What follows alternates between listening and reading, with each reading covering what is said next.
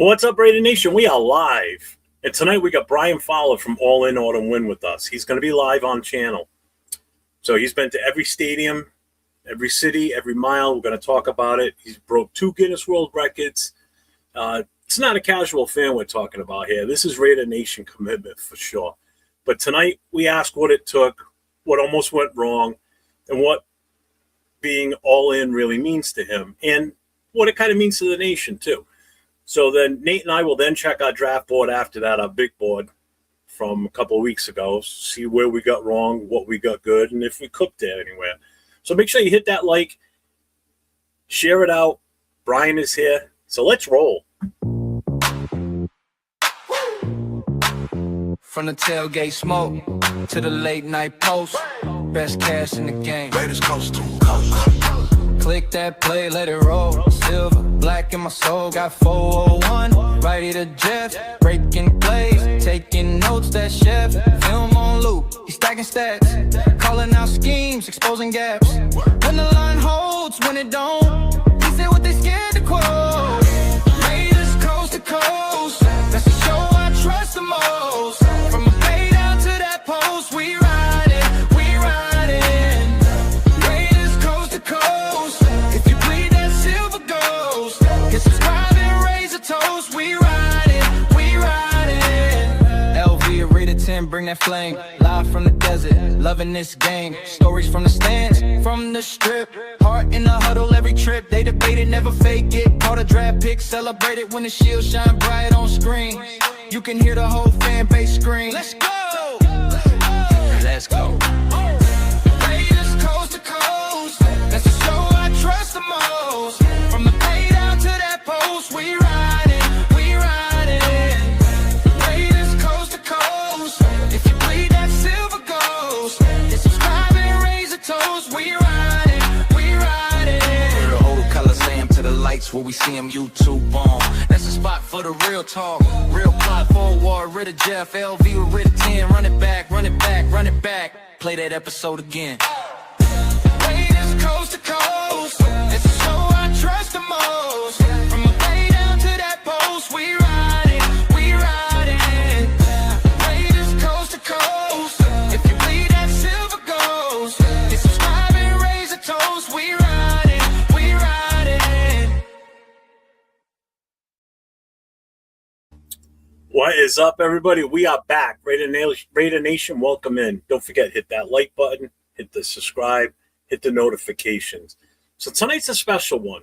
Nate and I have been working on this for the last few days, actually in studio last night, planning everything out to make sure that we go as smooth as we possibly can, right? Definitely. So like I said, we have Brian Fowler from All In Autumn Win backstage, and we're ready to go. So Nate's here with me. I'm here. The chat's here. So without further ado, we're going to bring Brian in with us right now. Brian, what's up, brother? How you doing, brother? Hey, guys. Thanks for having me, man. Listen, that was quite an intro. That musical montage. I love it. Yeah, badass. There was definitely a compilation between the two of us. I did the music and Nate put the video together. He's done a few of our videos for a couple of different shows, so he does really good at it. So good work. Yeah, love it. Thank you. Yep, it was. It's been a treat for sure. So, Brian, how you doing, man? I'm great. You still jet lagged from all those flights? You know, I think I sat on the couch for about a month after the Guinness run, but eventually I had to kind of get ready for the draft. And, you know, I'm just kind of looking for other events between now and September to keep my mind busy because I'm so excited about our draft and our free agency and Fernando and all of it. You know, this is going the right direction. I feel it. And I'm It's a start of something good. I agree. Yeah. Actually, there's an event this weekend. You must know about it. I'm sure the Bakersfield event. Yes, that is May 16th in Bakersfield. That's right. Yep. Yeah. Trey Tucker's going to be there, and that's put on by Lorenzo. And he does that every year. He's been doing it a long time. So that's a good one. I know a few of the guys that we do shows with, like our buddy Cheeto Linus. He's going to be there. Nate, are you going? I'm going. Yeah, I'll be there. Nate will be there. Oh, nice! I'll see you there. I'm not going across the country. Nice. Yeah. So, where is it? So basically, what we're going to do is we're going to ask you different questions throughout this episode to kind of get to know a little bit about you, and then obviously we'll talk about the Guinness record and everything, and then we'll talk a little bit about the Raiders too at that point. But I guess what we're going to do is we're going to start this off. Okay, so we really appreciate you being here. You know, you've done something most fans would never even attempt. You know, you took Raider Nation basically on the road for a full season. You know, I know in the past you've done a couple of games here and there. You know, nothing like this. This is out of this world what you just did. But we're going to talk about the journey. You know, the records, the close calls, the fan bases that you met. You know, and really what all in means. Okay, so basically, before the records, before the travel, before people knew the name really all in Autumn Wind.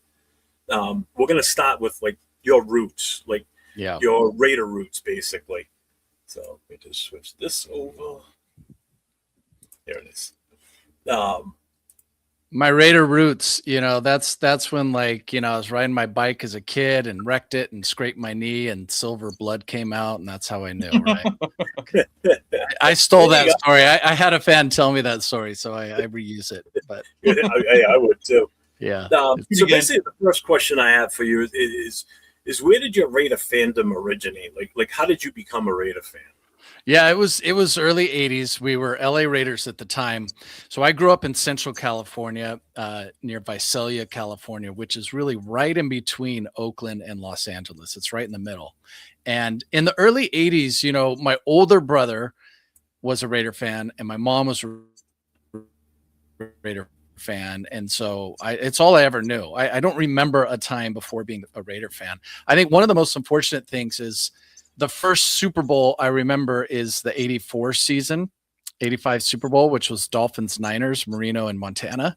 And the year after we won the Raiders, we won the Super Bowl. So I don't remember that Redskin Raiders Super Bowl at all. I remember the party for the next year, but I don't remember the party that year. It's so weird. But I know that my older brother got to enjoy the 80 Super Bowl, the 83 Super Bowl. And it's a kind of a fog to me. I don't really remember it, but you know, it was junior high because we were right in the middle. I just remember it was half of the school was 49er fans. Half of the school was Raider fans and Niner fans. And we just would always go at it. At lunch, we would have football games against each other. It was like Raiders versus Niners, this whole thing. And, Niners made me. Hey, your mic keeps cutting out, I think. My mic is cutting out? Yeah, Nate, are you hearing that or is it just me? It's fine now, but yeah, I heard it a little bit. That might have been my hand. I might have been messing with the bottom of the mic here. Check. Okay, how's that? How's that? Yeah, you're good.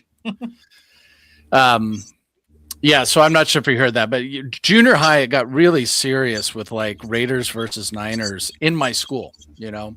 And it's interesting because I've met Raider fans all over the country, and it's funny to see how which teams Raider fans dislike based on their geographical location. You know, I don't know. You guys, Jeff, you're New England area, right? Do you hate the Niners as much as like a Bay Area person does, or is it a different thing? And that's the thing. Like I don't have that same distaste for the 49ers because I didn't live out that way. You know, what I have is the distaste for the Patriots. Like that whole from the tuck rule on has been a thorn in my side for years. And granted, most Raider fans don't like the Patriots anyway, but that's where my distaste goes to. Like, I don't have a problem with 49ers fans. I know Raider fans, especially from the Oakland area, don't like 49er fans. So it's true. And I get it. I respect that.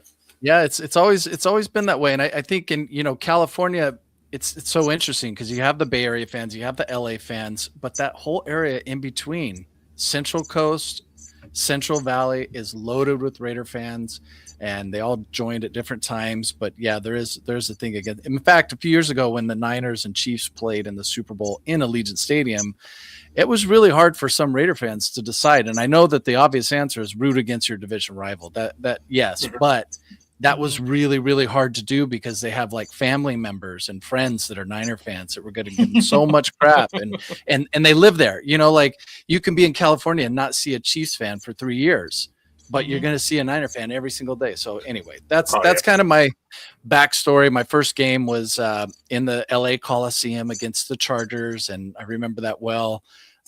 Loved it.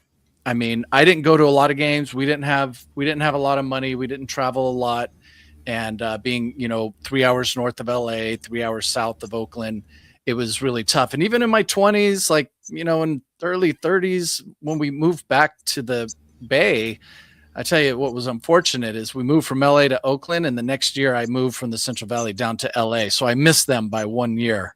That was really hard. So occasionally, I would fly up to games in Oakland, but I wasn't going a lot because I didn't have the money. I was just starting, career, coming out of college, that sort of thing. And, I would go when I could, but I didn't live and breathe and die the tailgates in Oakland like many of the Bay Area fans did, but I watched every single game. And I know that there's fans like me all over the country that are diehard fans, even if they don't go to games. You know what I mean?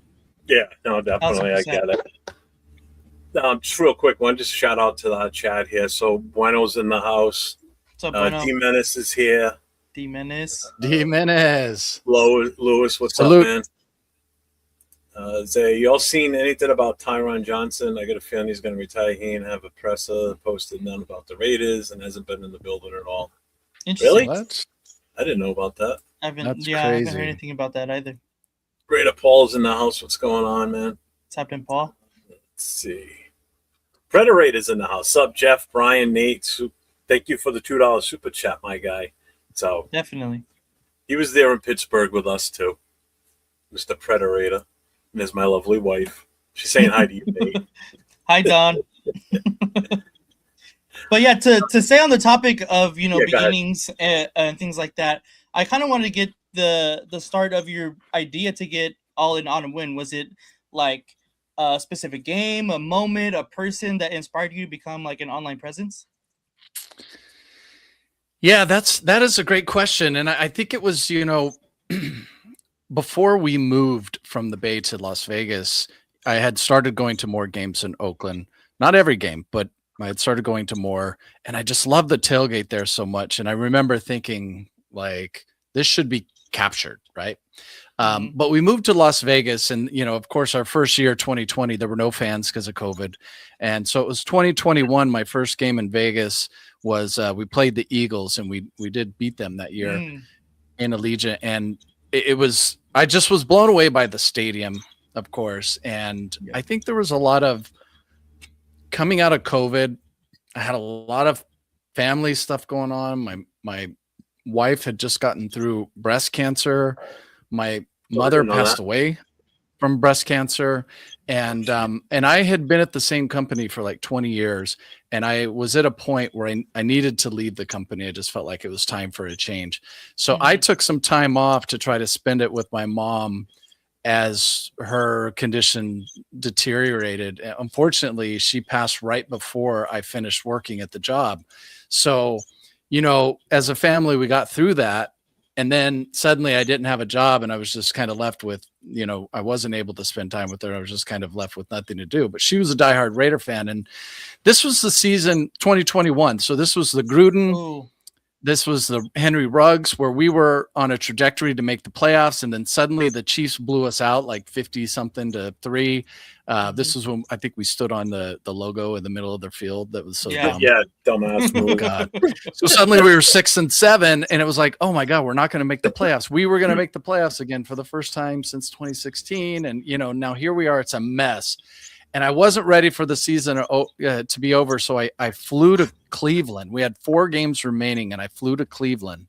And this was supposed to be a Saturday game, and I flew there on Friday. But my layover in Dallas, suddenly it was announced the game's been moved to Monday because the Browns had all these COVID issues with their players. Oh, right. I do remember. You remember that? Mhm. And so many fans in the Dallas airport were like, we can't stay. We're going home. I can't stay. But I went to Cleveland, and I just checked out the Rock and Roll Hall of Fame. I drove down to Canton, and then I went to that game on Monday. We won it in the last second.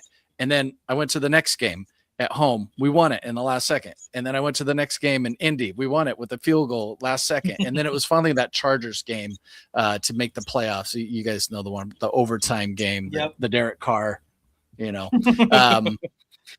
But it was that run of 4 games. We won all 4, made the playoffs, and I went to Cincinnati. But I really attribute it to the experiences in Cincinnati, Indianapolis, and Cleveland, because what I realized there, you know, ton of Raider fans, night before parties going on. And what I realized is that, hey, I had not traveled to games outside of California. I'd only gone to San Diego, LA, and Oakland, and then 1 game in Vegas before that. So I was finally experiencing this nationwide, the reason why it's called Raider Nation. And it wasn't just West Coast fans coming to the game in Cleveland. It was people in West Virginia, you know, New England, from the South, like people coming up from Atlanta, because it's not that far. It's just straight up north. There you are, you know. And I was blown away by how many people were fans living there. And I just thought, there's so many Raider fans in California that don't realize this. And there's so many Raider fans that may not be able to go to a game in Cleveland or, you know, other cities. And I thought, well, maybe I can capture those night before parties and capture the tailgate and bring it to them by posting it on YouTube. So that fall, when the 2022 season started, this is Josh McDaniels. This is a playoff team adding Devontae Adams, and somehow we were worse.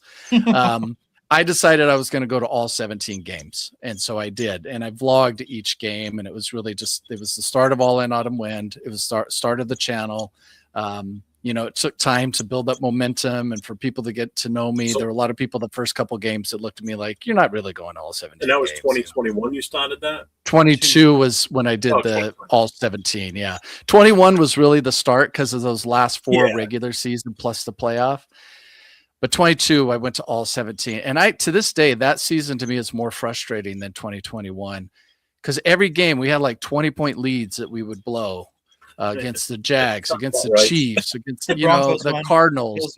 Like, that was painful. That was painful. There was a lot of up and downs that year. But anyway. Just shout out to Severe with the gifted 5 memberships on my channel, brother. I appreciate you. Thank you. Thank you very much.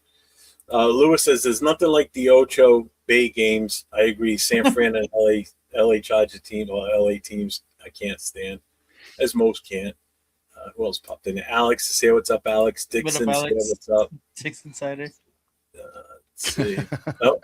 We got Predator with a gifted membership. Thank you, my brother. I appreciate you too, man. Predator. Him and I went live while we were at the draft in Pittsburgh. I think it was Thursday night. After we got back to the hotel, him and I went live for about an hour or so. Let's see. But D-Man said that was the reason why I started following Brian. It was nice seeing all the tailgating and games I couldn't make it to. So see, awesome. You did have a reach there, obviously, at that point. That's great. So I guess the next question is, what does All In actually mean to you personally beyond just being a brand? Like, what does it mean to you the most? Yeah, I think that's something that's always been with me. And of course, I didn't invent this All In expression. It comes from poker, but a lot of teams have used it, like professional sports. I've seen them posted as banners. And, I remember the World Cup a few years ago. It was All In everywhere. That was like, maybe that was 8 years ago, but so obviously it has an established meaning, but for me personally, a lot of my family and friends know just my whole life, like when I get this idea, even if it's a bit crazy, they know I'm going to do it. There's not a lot of times where I say, okay, I have this idea and I'm going to do it. And everybody goes, yeah, right.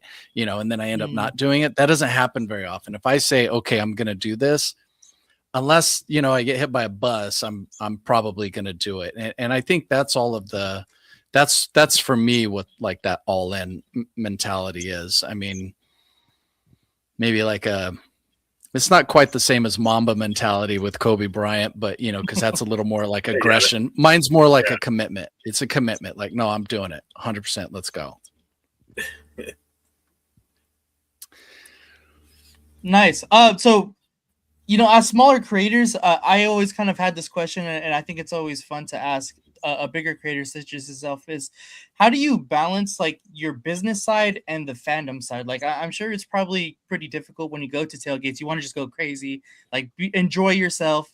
But like, is it difficult to separate the two, like your fandom and the business side? Yes, I've gotten better at it. The first year I was a mess. There were some games I got really hammered and was having a really good time. And the problem is I would end up with 3 hours of footage that I couldn't use. Oh, yeah. Like a lot of focus type thing. Right. Or just, Yeah, out of focus, a lot of slurred Right. words and Yeah, just, you know, there you go. nonsense. Like, oh my God, it's so embarrassing. Hey, but you know what? That shows the human side of you, so that's kind of cool. That's funny. Right. Yeah. Well, I tell you, another thing that was hard was just looking at myself and hearing myself, because when I started doing it, it's not like Yes. prior to All In Autumn Win, I wasn't doing stuff like this. I wasn't on social media posting things of myself. You know, Yeah. it was really hard at first. You know, you start hearing the sound of your own voice, how other people hear it. And it's like, that's what I sound like. God, what a Mhm. dork. You know? But eventually you get over it and you just say, okay, well, I'm doing this, so it doesn't matter. That's what you look like. That's what you sound like. Yeah. I got one for you. Has it become harder for you to attend games since your visibility? And I mean, you're a celebrity. I mean, there's no toys about it. I mean, No. people see you. I see that hat, and I spot you right away without even seeing your face. I see the hat. I know it's you. But has it been, you know, since your celebrityism or your attention, your visibility has grown? Is it tougher for you to attend games sometimes? Like people, Not at all. You got a plan that you want to do, and then it gets, I don't know, thrown off, I guess. It does get a little tricky timing sometimes, especially, you know, that game in New England, week 1 this past season, you threw this massive tailgate party. And because of I know we'll get into this later, but the Guinness had some rules about transportation. I couldn't drive. Yeah. And, you know, I took a train to the stadium, so I didn't have a lot of time and I wanted to get footage, but I don't attribute to this anything to do with celebrity. I'm not a celebrity. I'm a fan. I'm just a fan who's trying to show other people like what's going on at these events. And the problem is, though, I've met everyone, not everyone, but I've met so many people and I've gotten to know so many people. So it's not a celebrity thing. It's a, hey, God, how you doing? I haven't seen you since 2023. We were in Detroit together. Yeah, I remember. And, you know, and it's amazing because I don't have the best memory, but because of the editing after a game and going through the video and doing all this stuff, I end up remembering people very well. And it's like, oh, I remember you. Maybe not everybody's name, but I'll be like, yeah, we met in Detroit. We were, oh yeah, you know. So that's really what it is. It's the going around and just seeing people that you know. There's been more and more, especially, you know, I'd say the last 2 seasons, there's been more of like people seeing me and going, hey, you know, I was coming out of the draft on night 1, Thursday night, walking down the street back to my car, passing a Taco Bell, couple Raider fans sitting on the curb waiting for their Uber. And I just kind of did the Raiders, you know, just to like say what's up. And they looked up and they're like, Raider. And the guy goes, oh, all in. You know, he jumped up and that felt really good. It felt really good, but it's more people that I know than people that recognize me from the channel and from social media. Just an offshoot from the same question. Do you have a case, and I think you probably do, is there an issue when people see you and they want to try and force themselves on you so they get on camera? Like, has that ever happened? Or they keep following you around, so maybe you'll interview them, and you know, because they want that 5 minutes of fame that you're going to give them. Well, that's Power Raider every time I see him, which is a lot. So. I hope he's watching. I hope he sees this. We're going to clip that for sure. Yeah, heck yeah. But my God, that's pure. But seriously, no, I love it. But it actually helps me because honestly, every time I go to a new game, a new stadium, there is a moment of, okay, how am I going to get this started? And like for the people that don't see me, there's always a scene of like, hey, can I get you on camera? You know, there's an exchange there. And if somebody comes up to me and they obviously want to be on camera, it makes it easier. You know, I just be like, hey, you want to be in here? And they're like, oh yeah. You know, I could kind of tell sometimes when people want to get in, and I just start turning things on, and then I'll have it recording, and then I'll say, hey, do you want to be in here? And they say yes. I go, okay, and then we start filming. So yeah. It actually makes it easier, so I love that. Did it take a while for you to like get over the nerves? Because I tried to do some like interview stuff at tailgates before, and I was like looking for people like, hey, do you want to be in an interview? Like, was it difficult for you to Yes. like, you know, put yourself out there? Yes, it really was. I was a mess the first couple of games, and like I think about the first couple of videos. There wasn't nearly as many interviews really, and I had a breakthrough in Tennessee. I went there for Titans Raiders. We lost at the last minute. Carr threw it to Waller in the end zone to tie with the 2-point conversion, but we did not complete it, and we lost the game. And my wife went with me. And so if you've never gone to Nashville, please do. That's one to definitely check off, because that whole Broadway street is incredible. Just music everywhere. We did get a little carried away with the drinking that weekend, and we stayed longer. We went like Friday to Sunday. We kind of went together. So it was great. But the breakthrough was during the day before the game. It wasn't even the tailgate, just being on Broadway, that main strip there. During the day we had lunch, but I had my gear with me, and my wife wanted to go into a store to look at clothes or boots or hats or something. And I said, okay, well, I'm going to be out here. And then I pulled my microphone out and I just started walking around the street talking to people. And I think that was like the first time I was like, oh, yeah, this is the way to do it. I had better equipment that game. I was a little more mobile. Yep. And that was the moment where I was like, oh, I can do this, and just get like, people talking. People want to talk on a mic. They see somebody walking down the street. Most, not all. I've had a few people turn me down. Yeah. Just real quick, shout out to Rafa with the $2.42 super chat. Shout out, Rafa. And you were just on the show with him. I think it was last week. Yeah, what a great guy. Yeah, Rafa's awesome. Talk about a guy that just does not give up. I love Rafa. Yep. He's such a good dude. Love Rafa. Check the chat. Make sure I haven't missed anything here so far. Great story. Another guy. I mean, he's in the Carolinas. And sorry, Rafa, I can't remember if it's north or south, but that's another example of like, how'd you become a Raider fan from the Carolinas? How does that happen? So everyone's got a story, and I love it. Shout out to Bueno, one of my moderators here. Thank you for posting that up. So he's been putting your link in the channel every now and then in the chat. So nice. Just to remind everybody that's in watching, on the description for both channels, mine and Nate's, in the description is all of Brian's links for all his Autumn Wind, his X, his Twitter, well, same thing, Instagram, YouTube, everything's in there. So make sure you hit him up. If you don't follow him already, make sure you follow him. Make sure you check out the New England game from last year, because he interviewed me. And that was a good interview. You got my commented me on that one about do you have my OnlyFans link in there? Yeah, we do. Okay. We put that in there. Power Raider's the only one who's subscribed at the moment, so I'm not surprised. Now you'll have two, Jeff too. Yeah. Oh, but I wanted to ask, outside of the Raiders, what other teams or franchises are you a fan of? Yeah, I grew up Raiders, Dodgers, Lakers. So it was all an LA mentality, even though I didn't grow up in LA. Yeah.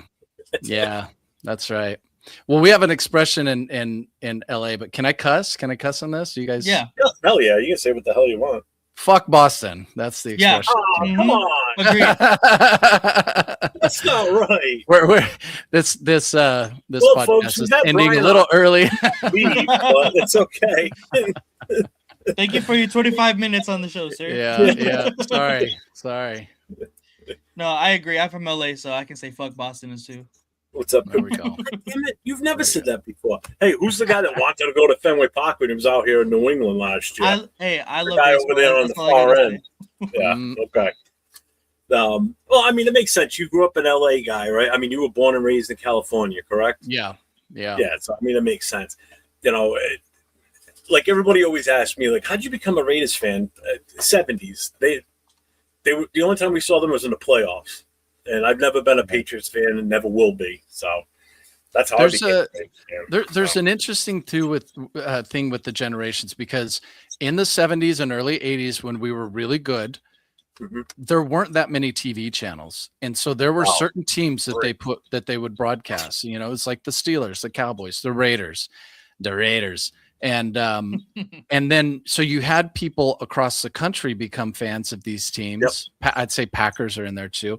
And then what happens is they have kids, and then the kids become the fan, and then they have kids and there's grandkids. So, I mentioned West Virginia. I met a grandfather and grandson from West Virginia. And I was just like, why is that a thing? Why are there Raider fans of West Virginia? And it was exactly that. He was like, you know, he was talking about the Mad Bomber. He was talking about the Snake, and, you know, his kids and grandkids, they're Raider fans. So there you go. Yeah, that was a problem out here. Obviously, the Patriots, back in the day, Patriots were never on TV because they couldn't sell out.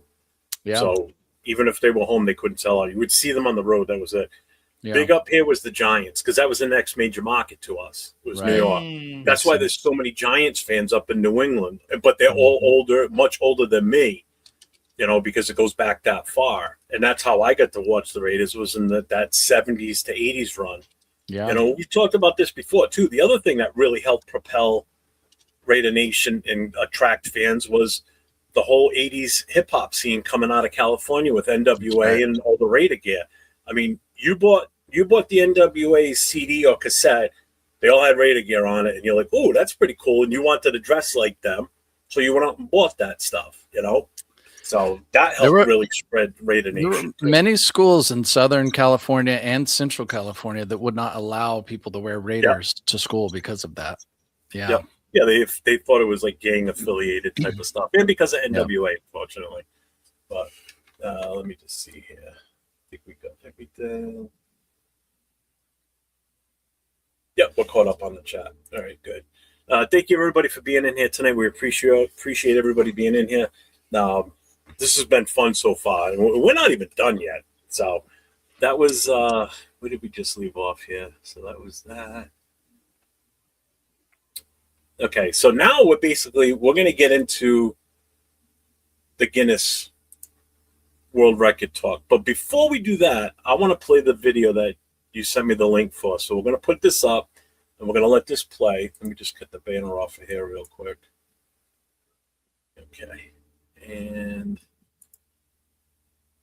play. It's time to go to all 32 stadiums. The current record is 74 days. Good night for football. Oh my God, he got it! Okay, let's play some football. I got a flight at 6 a.m. Unbelievable game. Absolute disaster. The blue really popped. Oh boy, this place got quiet in a hurry. This game was for the birds. Just for the record, I really hate the Chiefs, okay? Sucking, that's what we're doing. Wow, what a game! To the Guinness World Record team, I really appreciate the opportunity. This journey means so much to me. I'm getting a little emotional right now. The fastest time. And you know what? I got to ask this. This isn't one of our planned questions, but I have to ask you this. That video ended with the perfect ending.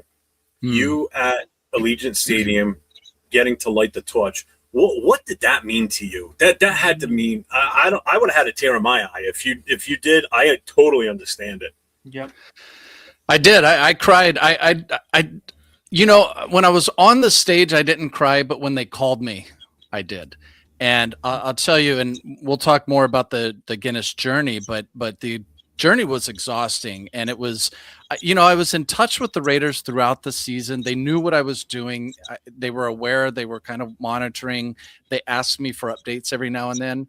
And it was Sandra Douglas Morgan at training camp. I told her, I said, I got this idea. This is what I'm doing. She's like, well, if you do this, maybe there's some way we could recognize that in the stadium at the end of the season.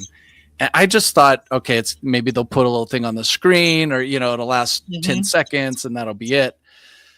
You know, I think there was a little bit of like fantasy of, oh, what if the torch? Ha ha ha. Yeah, right.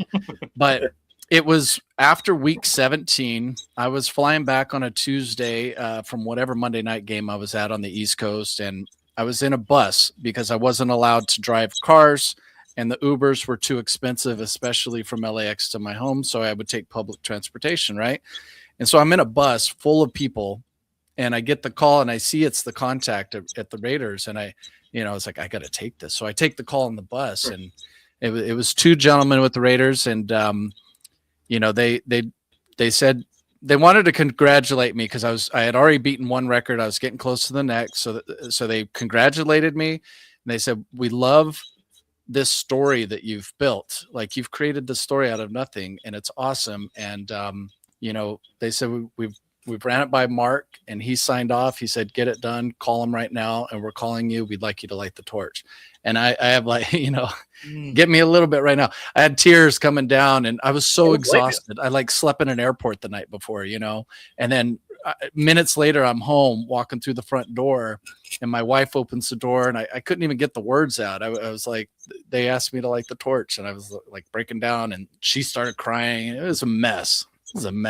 Yeah. So that was very humbling. It feels weird because I know that I did something good, and I wore Raiders the whole time. So I get it. But at the same time, lighting the torch, John Madden was the first to do it when Al passed away, and it's players, it's legends. It's just, I think Vegas is doing a good job trying to get that fan appreciation element in there. And I think that's part of it. And 2 years ago, there was the Black Hole was up there, Violator, Gorilla Rilla, they as a group, they lit the torch. So I think, it's just incredibly humbling is what it is, and an amazing honor.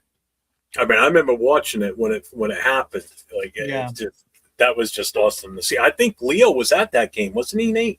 Yeah, he was at that game. I think so, yeah. Yeah, because I think he took pictures because I think he was standing there. Somebody was, because I remember seeing pictures that it wasn't. He was behind. He was at the bar right there. Yeah. Yeah. One of the that day was just incredible because I had a couple of friends come into town for it. They just were so supportive. And while I was on the stage, maybe like 25 minutes before everything really started, but I was already up there. They have you do some things like you sign a plaque that then gets installed at the base of the torch. And so cool. I just heard 2 nights ago, I was at this Hispanic Football Hall of Fame ceremony at Raiders headquarters. And I talked with somebody from the Raiders area. He said, hey, we just installed your plaque. It's there. So the next time you go, you're going to see it at the bottom of the torch, But then I turn around, I hear somebody yell all in. I turn around and my dad and my brother were there, and they were not supposed to be there at all. So that was the one moment of the day that really, really got me. But, honestly, one of the best things was before our game started, before lighting the torch, there was a scenario with the Giants and Cowboys. I don't know what, but the Giants won a game and it made us the first pick. It decided before our game even started.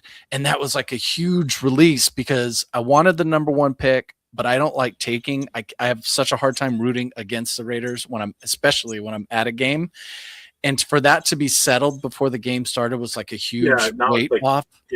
Yeah. And then we won the game, and we won it with like a 60-yard field goal from Daniel Carlson, his going away present to us, And it just that felt great to win the game, to light the torch, to not have to worry. I even had some Raider fans complain that we won the game because, well, I know we got the first pick, but that meant we got a later pick in the second round and the third round because then we were tied. There was a whole rotation thing. I get I was like, come on, guys. Like, come on.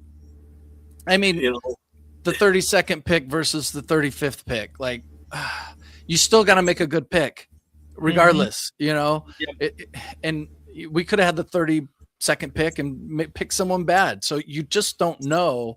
And that's why it's not worth it to me to get so focused on that positioning of the draft. It really bothers me. This is a game that you're supposed to go out and play and you're supposed to win. I get it. Even I was like, okay, it's fine. We're losing all these games. We're going to get the number 1 pick. There was a point when I succumbed and I gave into it, but I am not a tank guy. I'm not like, tank. But anyway, Anthony, but I got to get one. Anthony just said the Predator. He goes, it's an honor to have that all-in autumn win patch on his vest. I need to get one for my vest. I didn't know you had a patch. I don't know. I'll mail you one. Yeah. I don't know. I might step away and grab one here, but it's. I need to get one of them because I will put that on in a hot beat. Oh yeah, perfect. Oh, that's dope. Yeah. If you see me looking to my right, it's because I got a bigger monitor over here and I got bad eyes, so I can see everything easier. So it's not that I'm ignoring you, just to let you know. No worries. So all right, so this again, we're going to ask the questions based on your Guinness journey. So basically, what inspired you to start this whole world record attempt? Because at the time when you started it, it was just an attempt at that point. Because when you sit there looking at it, it's like, man, this is going to take forever. But what inspired you to start that? Okay, so I mentioned going to all 17 games in 2022, but I continued that in 23 and 24. So I eventually had a streak of 59 Raider games home and away consecutive that I had gone to. I hadn't missed any. And in doing that, I started to connect with other fan bases a bit. And then I went to 2 drafts. This most recent one was my 3rd, but I went to Detroit when we got Bowers, and I went to Green Bay when we got Genty. And it was being around the other fans at the draft, because the draft is one of my favorite events of the year. And I often say it's like Comic-Con for football fans, and everyone's there having a good time. That, you run into Chiefs fans, there's no game, so you're not really going at it, maybe some, joking around here and there, but everyone's there for the same reason, to have a good time and to get better. The records are 0-0. No, nobody's ahead. Nobody sucks. Everyone has hope. Really awesome experience. And so in 2024, our season was bad. We only won 4 games, and that gave us the 6th pick. And, that's when a lot of people were tank for Shador, and then he went 5th round. So, but it was like my first love is the Raiders, but then for 3 years doing the Raider games, I fell in love with Raider Nation, and just like, on an individual level, not the concept of Raider Nation. I've always loved that, but like the people of Raider Nation, that's a little different. And then it's these other fans that, like, they have the same feelings that we do about our team, and the same hopes, and, they're going to win the Super Bowl every year. It's like, the same delusional stuff that we have. And, it was just really good. That's right. That's right. So I just, we were so bad in 24 with only 4 wins, and I had done it for 3 seasons in a row. And there was just a kind of a question of, am I just going to do the same thing again? Am I going to go to the Raider games? And I had seen a couple years before, I had seen a post about one of the records I attempted. And at that moment, years ago, it had stuck in my head, like, I may want to try something like that eventually. And it was just, you know what? I've been to a couple drafts. I know some people in the league around there with other teams. I've done the traveling for Raiders, so I've got that down. And I think it's time. Raiders were bad, and I think we're not going to be that great again. And I was right. We only got 3 wins. Picked a good season to do it, really. But I still saw like 11 Raider games. So, no, 11 or 13. I can't remember now. But I still went to a lot of Raider games during this Guinness run. But that's what made me want to do it. It was just doing something more, expanding not just the Raider games, but other games in this record. The record that the 2 records. Should I explain what the records were? Is now a good time for that? Yeah. Well, actually, I think you have the plaque. You can hold the plaque. I do. Oh yeah, I do. Here's one of them. Sure I have that, 2 of these. Yeah. There you go. You got 2. Some people don't even have 1, and you got 2 of them in one time too. I did. Doing it simultaneously was a little tricky, but you, by the way, you also have to pay for the play. You have to buy it. So that's Did I just give it to you?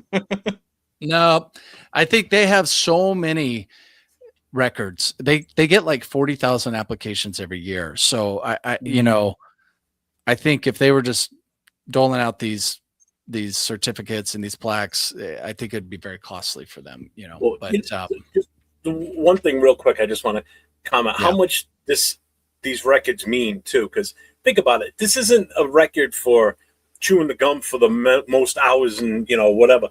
This is something that accumulated over months and months, and how many air miles, taxis, trains, buses, whatever it was. Yeah. You talk about commitment. Again, you basically scream commitment to excellence is what this comes down to, in my opinion. You doing what you did and how much this took to do that. I'd be exhausted after the first 3 weeks if I even made it that far. Okay? I was too. But, I mean, You're right though, because to this day, my closest friends and family, they'll send me links to records. I think all of their algorithms have a little bit of Guinness in it now because of what I did. And those, the worst one, I just remember somebody sending me the most fist bumps within a minute, and it's two guys going like this with both hands for 1 minute, and they got a Guinness record. And I was thinking, wait, that's all I had to do? $0, right? 1 minute at home. Damn it. I'm an idiot, not smart. So yeah, but okay. So back to the records. The first record I was aware of from a few years ago was the fastest time to attend a game at every stadium. And there was a gentleman who had done that. And I think he had done it fairly low profile. He wasn't putting it on social media like I was, which eventually I became to regret a little bit because it added to the anxiety and the pressure and the fear of it failing publicly. You know what I mean? Like if I failed, there started creeping in doubts and worries about that. But that record was the fastest time to attend a game at every stadium. So you had to go to 32 games because you go to LA twice and you go to New York twice, once for each team. And he did it in 74 days and so many hours. And then I did it in 72. The thing about that record is that I think a lot of people overlook that one and they go to the other record, which is the most games attended in a season. Mm-hmm. And that one I did 56 games, right? So that's every Thursday, Sunday, Monday for 4 months going to a game, traveling constantly the entire season. And it is impressive.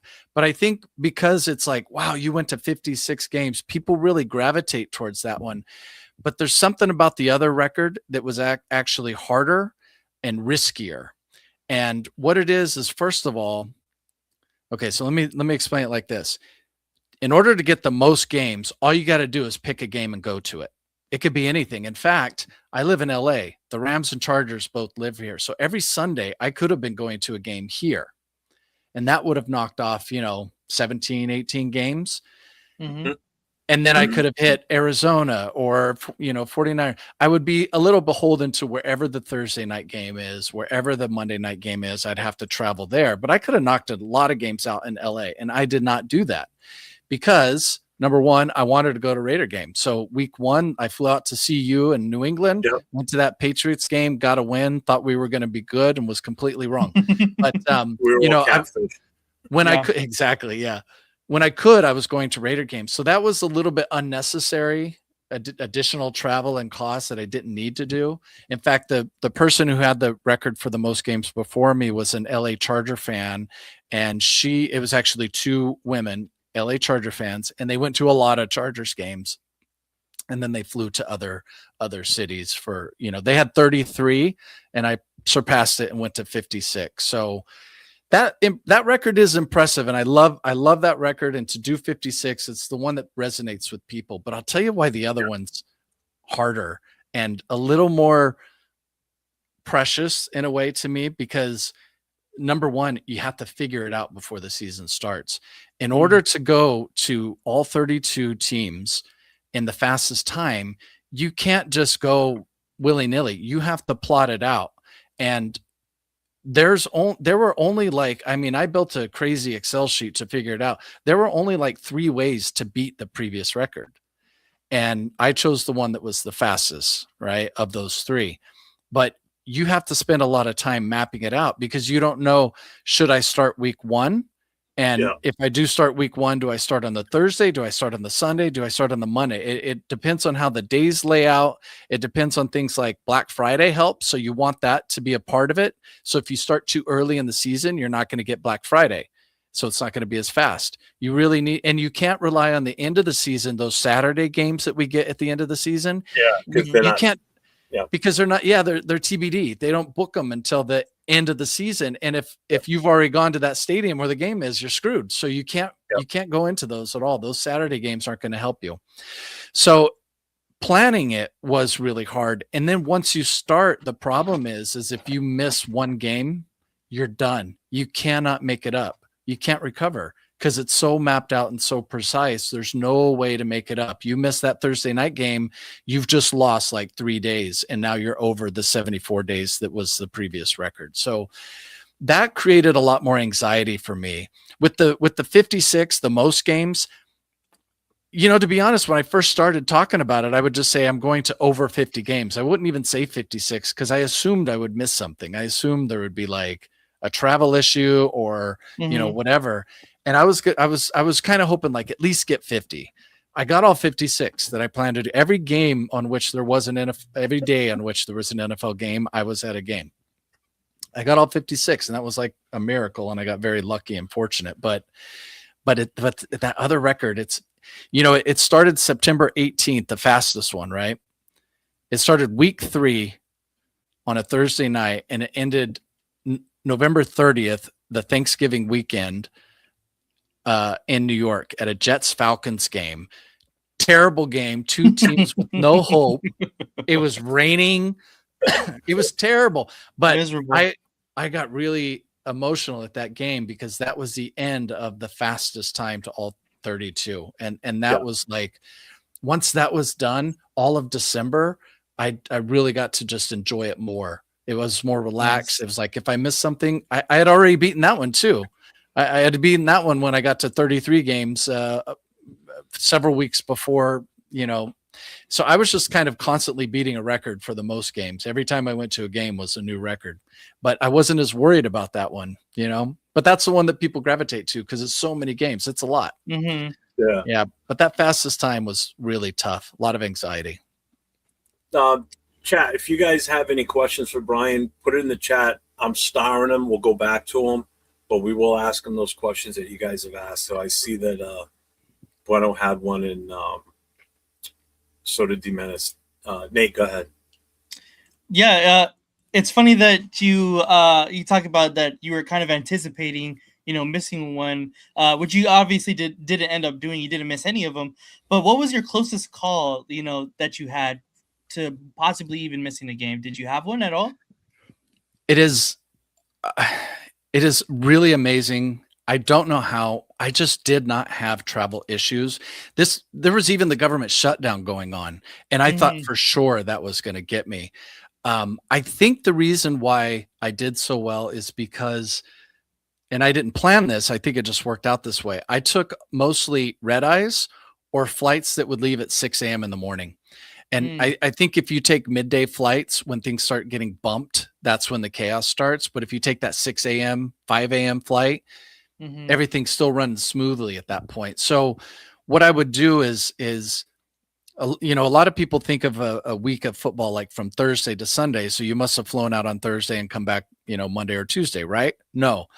What I would do is on Wednesday night at midnight, I'd go to LAX, I'd take a red eye. Most of the games are like Midwest or East Coast, right? Because that's where the majority of the teams are. I'd take a red eye out, let's say to the East Coast, land in that city, maybe rest in the airport a little bit, but then go to the tailgate, go to the game, and then I'd go back to the airport and I'd sleep for like 3-4 hours in the airport, and I'd get on a plane and fly back to LA on Friday morning. Jeez. It was just like boom. And I did that for a couple of reasons. One was I am married and I'm still married, and I think it's because I did that because I was constantly coming home, right? But the main reason was the cost. If I flew out on a Wednesday or Thursday and saw the Thursday night game and then stayed in a hotel Thursday night, Friday night, Saturday night to get to the Sunday game, it was cheaper to fly home than it was to have those 3 nights at a hotel. And so that's why I did it. And it was nice to come home because plus the airfare home too after that. Right. Yeah, I get that. Exactly. So it was also to recharge because I wouldn't have to pack a huge suitcase. I could travel really light, just fly there, fly back, and I could like get home. And even though my mind was mush, I was just often kind of like out of it because I'd be operating on very little sleep. I could just recharge for a day or two at home, shower, get all my things recharged, including my gear, and then fly out again Saturday night to do it again on the Sunday. Now the Sunday, Monday games I'd do together. There was no time to fly home, but I'd do Sunday, Monday, and then fly back Tuesday morning. And a lot of times I'd stay in a hotel on Monday night. Sorry, I'd stay in an airport on Monday night. So really the only time I was staying in a hotel was on Sunday night. That was the one, like, you know, blessing, was like going to a game on Sunday, going to a hotel, sleeping, and then flying to the next city on Monday. But yeah, I think that's why, honestly, the scariest thing that I had related to travel was week 18. I was at a Saturday game in San Francisco. It was the Seahawks 49ers. The next day was Raiders Chiefs, and I was supposed to light the torch. I had a flight on Sunday morning originally booked. Before I knew I was lighting the torch, I had a flight on Sunday morning. And as soon as they told me that, I thought, wait a minute, do I really want to fly Sunday morning? What if something goes wrong? What if I miss it? What if I don't light the torch? Like, oh my gosh. So I booked a second flight for Saturday night. And I took that flight, but I had to go from Santa Clara up to San Francisco because, you know, the Niners don't play anywhere near San Francisco, by the way. Yeah. And the flight was delayed like two hours. And I started getting worried, like, oh, this is going to be the one. Here we go, right? This flight's going to get canceled. And then that flight on Sunday morning was actually out of Santa Clara. So I was thinking, I'm going to have to go back to Santa Clara. What if that flight's canceled? Like, that was the scariest moment, but it did eventually take off. I got to Vegas around 3 a.m. on the Sunday morning that I was lighting the torch. So I went straight to the hotel, hit the bed, slept for like 4 or 5 hours, and then got up and started going. So that was the scariest moment, was week 18. It was mostly because of the torch. That's why I was scared. God, could you imagine if you were so tired you slept through your alarm and you didn't get up? I know. Oh, man. Oh my God. I have fantasized about every possible scenario going wrong. I would just sit there, you know, just like the anxiety just would off the charts. If I'm not mistaken, because you were at the Philly game that I went to during that massive snowstorm that ripped through the area. Yes. You had just landed, and I think I'd sent you a text while you were still on the plane to let you know where we were in the parking lot. And then I remember seeing your video later on of you walking through the snow, pretty much coming from wherever you were at that time, coming to where we were, because you were just landed like a couple hours before the game started. That's right. I took a red eye. Yeah. So that was a close one too. It was close. And I think what helped me is that I had been to Philly a couple of times before that. And so I had my route. I knew the train system from the airport to downtown. There you go. I had my hotel, you know, already planned. And then from the hotel, there's a subway line that goes directly to the stadium. So, you know, I kind of just went to the hotel, threw my stuff down, got on the train, went to the game, and then, you know, really passed out after the game. That one's interesting because at that point, that was in December. And at that point, I had already finished the fastest time record. That was done, right? And I was still going for the most games, and I had planned on going to this Raiders-Eagles game in Philly. But the snowstorm was happening on Saturday night, and I was thinking, like, this might be it. This is where something's going to go wrong with the flight. I'm not going to be able to land. It's going to be too crazy. And I was actually thinking there was a Rams-Vikings game happening here in LA at SoFi, 3 miles away from my house. And I thought, should I just go to this game instead? Should I not risk it? Maybe go to this game because it, you know, for the most games, it doesn't matter. But it was Raiders, and it was a snow game. And I just thought, like, oh man. Oh yeah, that was fun setting up the tailgate and that crap. That was awesome. And I hadn't been around Raider fans for a long time because during that 32 game stretch of the fastest record, it was all other cities. It wasn't Vegas. And, you know, I got lucky. There was one game in Vegas during that time, but one game in Denver, that Thursday night game, Raiders Broncos. So I had 2 games in that 32 stretch of Raiders, but it had been a while.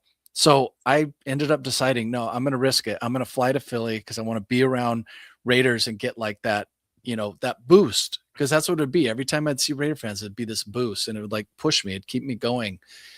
Because I think the best part about you coming out to that Philly game, which I think you didn't know at the time, I knew that Friday night or that weekend, there were a bunch of fans that came out from the Bay Area for that game in Philly. There was a huge amount of Oakland fans or Oakland residents and Bay residents. Yeah, because they were playing, the DJ that was there from the Philly TBH chapter was dropping a lot of West Coast music. That's right. They were eating it up. until some idiot Eagles fan walked by and unplugged the generator. Oh yeah, I got that. I got that on film because wait, who was the Raider fan that went after him? Gosh, I'm gonna go back and I watch. think it was one of the guys from TNBC, but it was me too. We were all walking towards him. Oh yeah, yeah. If that guy didn't have someone holding him back, the Raider fan you're talking about, he would have was got hold gone. of the kid. Yeah, Yeah. yeah, Yeah. that was awesome. That kid had a set of balls. That's all I gotta say.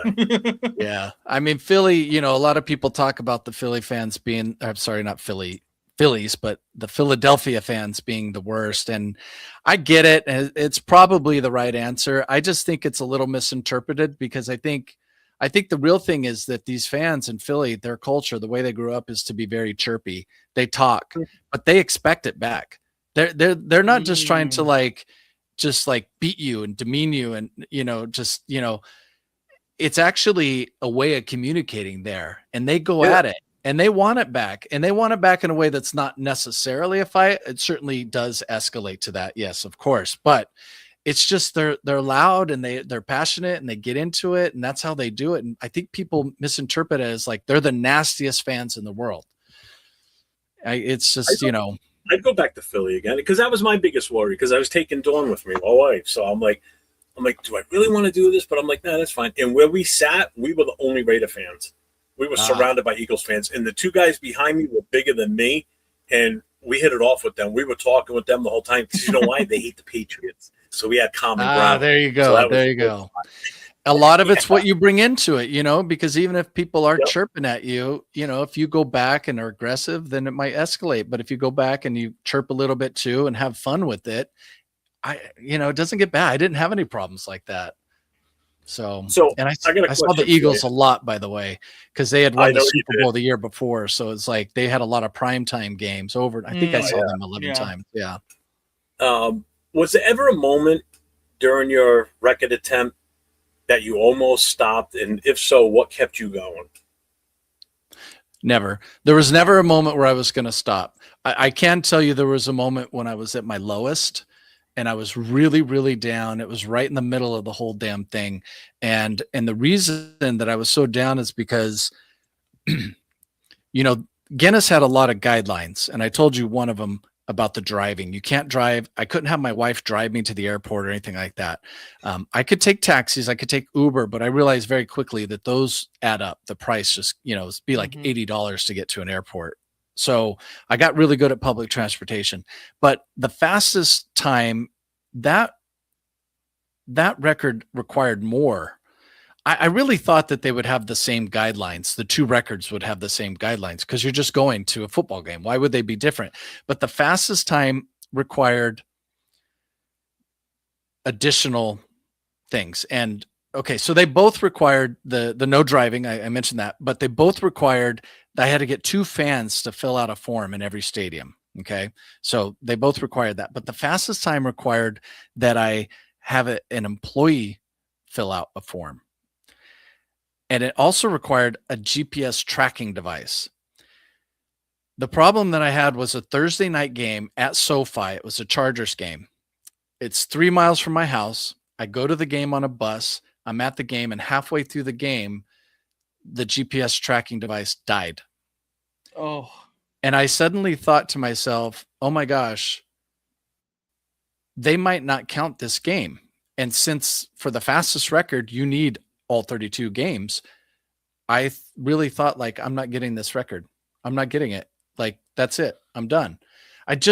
There wasn't a lot of communication with Guinness. It was a lot through a portal where you could submit questions and then 3 weeks later they would answer. By the way, I have about 5 questions that I asked during the Guinness run that still haven't been answered. So it wasn't like I had a contact. I didn't have a person where I could be like, hey, this happened. How does this go? I didn't have anybody to talk to. So after that game, Friday and Saturday, I was really sick about it.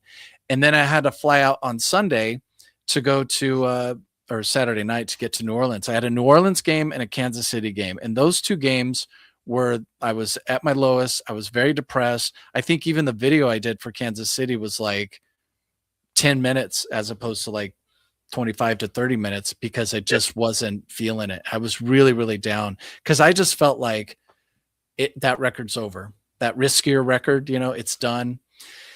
And after that weekend, I had to reset and say, you know what? You don't know anything. You don't know what's going to happen. You just got to keep going. And mainly, you got to pull your head out of your ass. Because if you're going to keep posting stuff online, nobody wants to see a crybaby. Nobody wants to see, you being all upset or worried. Like, this is football. It's supposed to be fun. So I had to pull my head out and keep going. And at the end of the day, they did approve that game because I had all the video, I had all the pictures, I had the witness forms, I had the employee sign. There was all this. And I think it's a thing where they require like 10 things.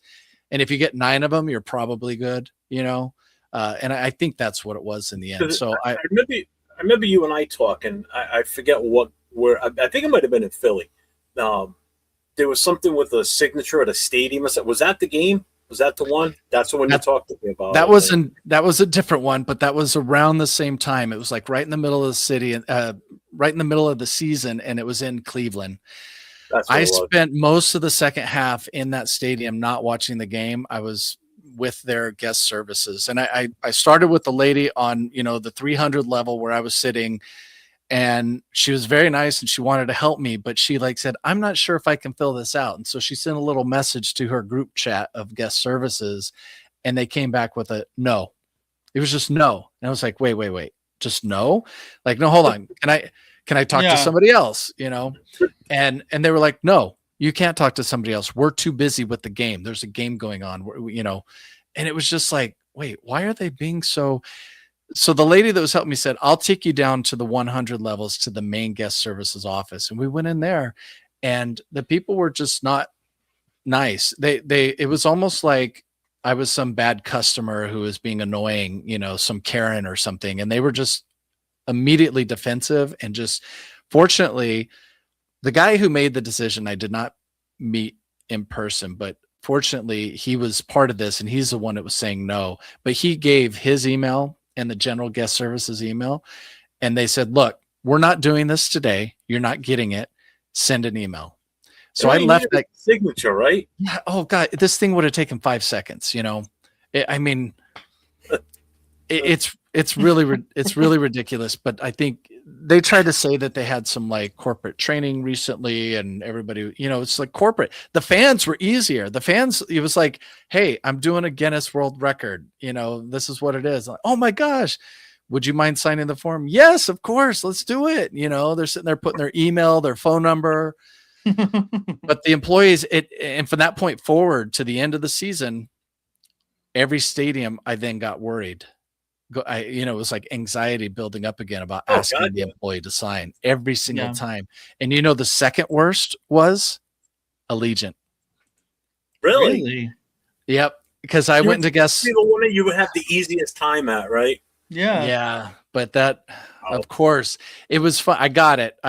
Well, let me just finish the Browns. So the Browns, I left the stadium without the signature, but I sent the email on Monday, and then a week later he sent it back. So there was a week where I didn't know. It was another thing of am I not going to get this record? I don't know. And but you got to keep going though. But I got to keep going. Yeah. Yep. So I just kind of, you put it away and you keep going. And then the Raiders, the Allegiant one, I went to guest services, and the lady at the desk said, let me get the manager. And the manager was right there. So I got to talk to him face to face, and he kind of got on rate. And then he came back and was like, sorry, we can't do it. And I was like, you guys, if Allegiant is the one that makes the record fail, this is going to be crazy. And I try to explain to him, I've been doing this whole thing. I'm in touch with some of the Raiders organization. And it's like, I'm sorry. And I was like, could I talk to the director, who said no? And so I had to wait a few minutes. The gentleman came down. We had a good chat. It was all friendly. It was much better than Cleveland in that regard. But he's like, look, I'm really sorry. We're just not going to be able to do it. And I was like, can I talk to the next person? He's like, we can't just keep bringing people out here to tell you the same answer. And I was like, wow. And I started already thinking okay, who am I going to contact to get somebody to fill this out? Through the other contacts. I just felt like I'll get this some way. But then he suddenly got a call, and he was like, I need to take this. Stay right here. I'll be right back. And he went outside, and I kind of watched him. And then he came back and he says, okay, I can fill it out. And I was like, man, someone behind the scenes was aware or made an extra call or something. I don't know what it was, but he just came back and said, okay, I can do it. So that was such a relief. But yeah, that was stressful. That was Well- also why I got emotional at the final game of the fastest time to all 32. That was the Jets Falcons terrible game. I got emotional there because the GPS tracking went away, the employee signature went away. It was just it was a release on so many levels. Many levels. It was like, oh, thank goodness. So, and we thought the Cleveland Browns football team was the one that was disorganized. Well, obviously there were times within their organization is too. Holy crap! Oh, boy. Right. I want to just hit a couple of comments here since you're talking. I see Steeler mascot Troy's in the house, which mascot Troy times, right? But I got to meet him him and I had a real good talk in Pittsburgh at the draft. So he was a super nice guy. Yeah, so he's stopping in to say hey. And Jason, what he says, what Brian did is not just an accomplishment, but an ode to what all fans should embrace. Thanks, Brian, for your dedication. Thank you. That means a lot. What's up, Anthony? What's up, Jason Marshall, Jason Downs? I see all you guys in here. Thank you for being here with us. For those of you who don't know who this gentleman is, which I can't imagine you don't if you're a Raiders fan, this is Brian Fowler from All In Autumn Win, the gentleman that broke the record during this past NFL football season. So, Nate, you're up, brother. So, what did it take behind the scenes that that people aren't really gonna know about, really? Because well, for me, like what I kind of want to know too is how did you get all the editing done? Like you were so busy with everything. Like that seems like almost an impossible task. That's a great question. I'm glad you asked because honestly, when I think about 2022, the first season I was trying to make videos, vlogs of the Raider games, it would take me a week to do a video because I was learning how to do it and just kind of fumbling my way through it. When I was taking this on to do 50, that was just 17 games in one season to do videos. This was 56. And I was kind of committed to, in addition to doing the record, actually putting out a vlog for each one. Which I also thought for posterity would be nice for me. Like 10 years from now, I'll go back to those videos and be like, damn. Yeah. But I had gotten much faster at the editing. That's important. I let go of a lot of things with editing that I used to focus on, or I was trying to add like little sound effects or graphics or things. I let go of a lot of that and just made it the video. And I tried to I cut less. Like I didn't get into editing like, oh, let me take this part out and move this around. It would just be more like, look, I talked to this person for 2 minutes. Here's the 2 minutes, and then move on to the next, and then film the scenery. And I would film B-roll, and for these 56 games, I would kind of just let the B-roll play as I filmed it with the audio that was there. Whereas previously I would like sometimes try to add a song and then edit clips into the song to make it like your intro video, for example. I didn't do any of that during this because there wasn't time. But to be honest, what I would do is, those Thursday night games, I would fly home. Like I said, I would sleep in the airport after the Thursday night game. So if I could, I would start there. At the very least, I would transfer all of the video and audio onto my laptop, get it all set up, fly home, and then on Friday spend a few hours. I got it to where I could do it like 2 to 3 hours once it was all set up. Yeah, I think total it'd be like 4 to 5 hours a day, let alone 2 or 3 hours. Holy crap! Yeah, I really just started making it more of a factory and was pumping it out. It got tricky with Sunday, Monday because it was like after the game on Sunday, I'd be in a hotel, but I'd be so exhausted, and I'd try to do it. Maybe I'd finish it Sunday night. Maybe I'd finish it Monday morning. But I kind of had to get it out before I went to the Monday game because at that point I would have a whole new set of footage to deal with, so I couldn't let it get it backed up. Yeah, that was important. I think what some people probably don't realize too is he's not just going to the stadium and going into the stadium. He's going to the tailgates. He's walking around the lots outside before the game starts. And then when he gets in the stadium, he's not just sitting in a seat watching the game. I mean, you watch his videos. He's constantly moving around the stadium. Like he's not sitting there just paying attention to the game. He's talking to fans. And so I could see how you're exhausted. That's a lot of freaking walking, depending on where it is. The weather also has a factor in that. You know, like Philly, it snowed. New England, it was raining out the whole time. And then you go to Miami and it's like 110 degrees and the humidity is about 1,000. You know, that takes a lot out of you. You know, so I could definitely see where you'd be exhausted after that. I made it so much harder on myself. Like if I wasn't blogging it, you know, I could have just done maybe Instagram with little clips here and there, but I was trying to do this whole blogging thing. And, you know, I made it harder there. I also made it harder by trying to go to Raider games because I could have, like I said, I could have just gone to games in LA. Yeah, you're right. I didn't have to go to the tailgates. It was a lot, but it was worth it. You know, at the end of the day, my back was killing me from too much standing, too much walking, too much sleeping in airplane seats and airports. We're not 20 years old anymore, Brian.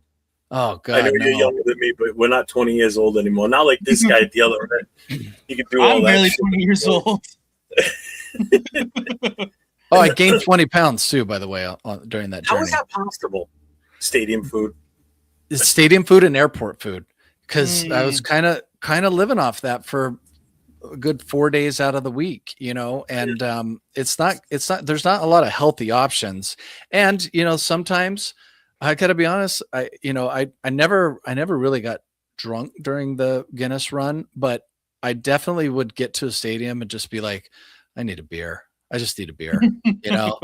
Yeah. And of course, it's like the beers are like the big Yeah, tall the can king for size. 25 Yeah. bucks, Like, right? it's like You a know? mini keg in your hand. Yeah. So yeah, there were some beers and there was stadium food and there was airport food, and I was moving around a lot, and I actually thought like, maybe I'll, you know, get in shape a little bit. It was the complete opposite. My body broke down. I wasn't getting enough sleep. My metabolism was a mess. No, it was bad. Yeah. Troy says, thank you, Brian, for your heart and talent to present NFL superfans in the most positive light. Love you, man. All in. Yeah, I saw the video. If anybody hasn't seen it yet, go check out the video. Probably one of your last ones you put out there, actually, was from the NFL draft that weekend. He was there for the Superfan poker tournament that they had on Wednesday night. And I was there that night. And, man, I've never seen so many Superfans. Me personally, because I don't get to, you know, go to a lot of games like, you know, some people do. But when you go to the draft, again, you're dealing with teams from all over the league. And to see all these different fans from all these different teams, it's like, oh, I've seen that guy on TV. I've seen that guy on TV before.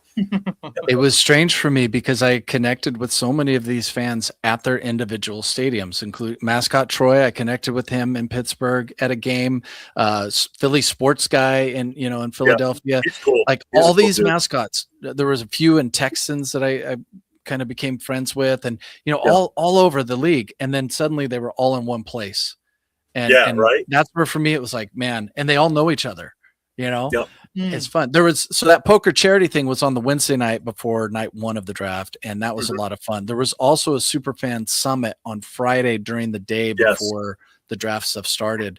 I do have some footage and video of that I haven't put out yet, actually, because I've done 2 draft videos already. I might put something out, but that was just, I try to enjoy that more than actually going around vlogging it. But yeah, that was a lot of fun seeing everyone in the same space. It's so crazy. It's a community. It's interesting. Oh God, yeah, it is. Yeah. The best part about that poker tournament, a Raider fan won it. That's right. Baron Raider won it for his charity for decoding dyslexia in the state of Iowa. So congrats to him. Again, I know I've said it almost every show since then, but you know what? He needs more credit on that because he did a hell of a job promoting that too. He did. And man, that thing went late too. You know, they finished at like 2 a.m. or something. So it was still going on at that point. Oh yeah, man. I was done. 12 hours to get there that day. I was done. What kind of time frame you got still, Brian? I know we've been going a little longer than we thought. Yeah, I'm good. I'm good for a while, maybe 15, 20. All right, because I do want to get to do we want to cut some of these out then, Nate? Yeah, that's cool. All right. I can talk less too. I know I'm running my mouth a lot. No, you're Dude, good. Tell the guests, man. Guests that's the all best they want. part. We don't care. So let's see. You kind of answered this one about what went through your head when you broke the record. You just said it when you were at the Falcons Jets game. All that stuff went away, like the GPS and everything. Nate, you want to take this next one then after that one? I think that would be a good one to ask because it's already been asked in the chat. Yeah. If you were to do the attempt again, like what would you do differently? What would you do the same? And also, are any international games on your radar this upcoming year or in the future?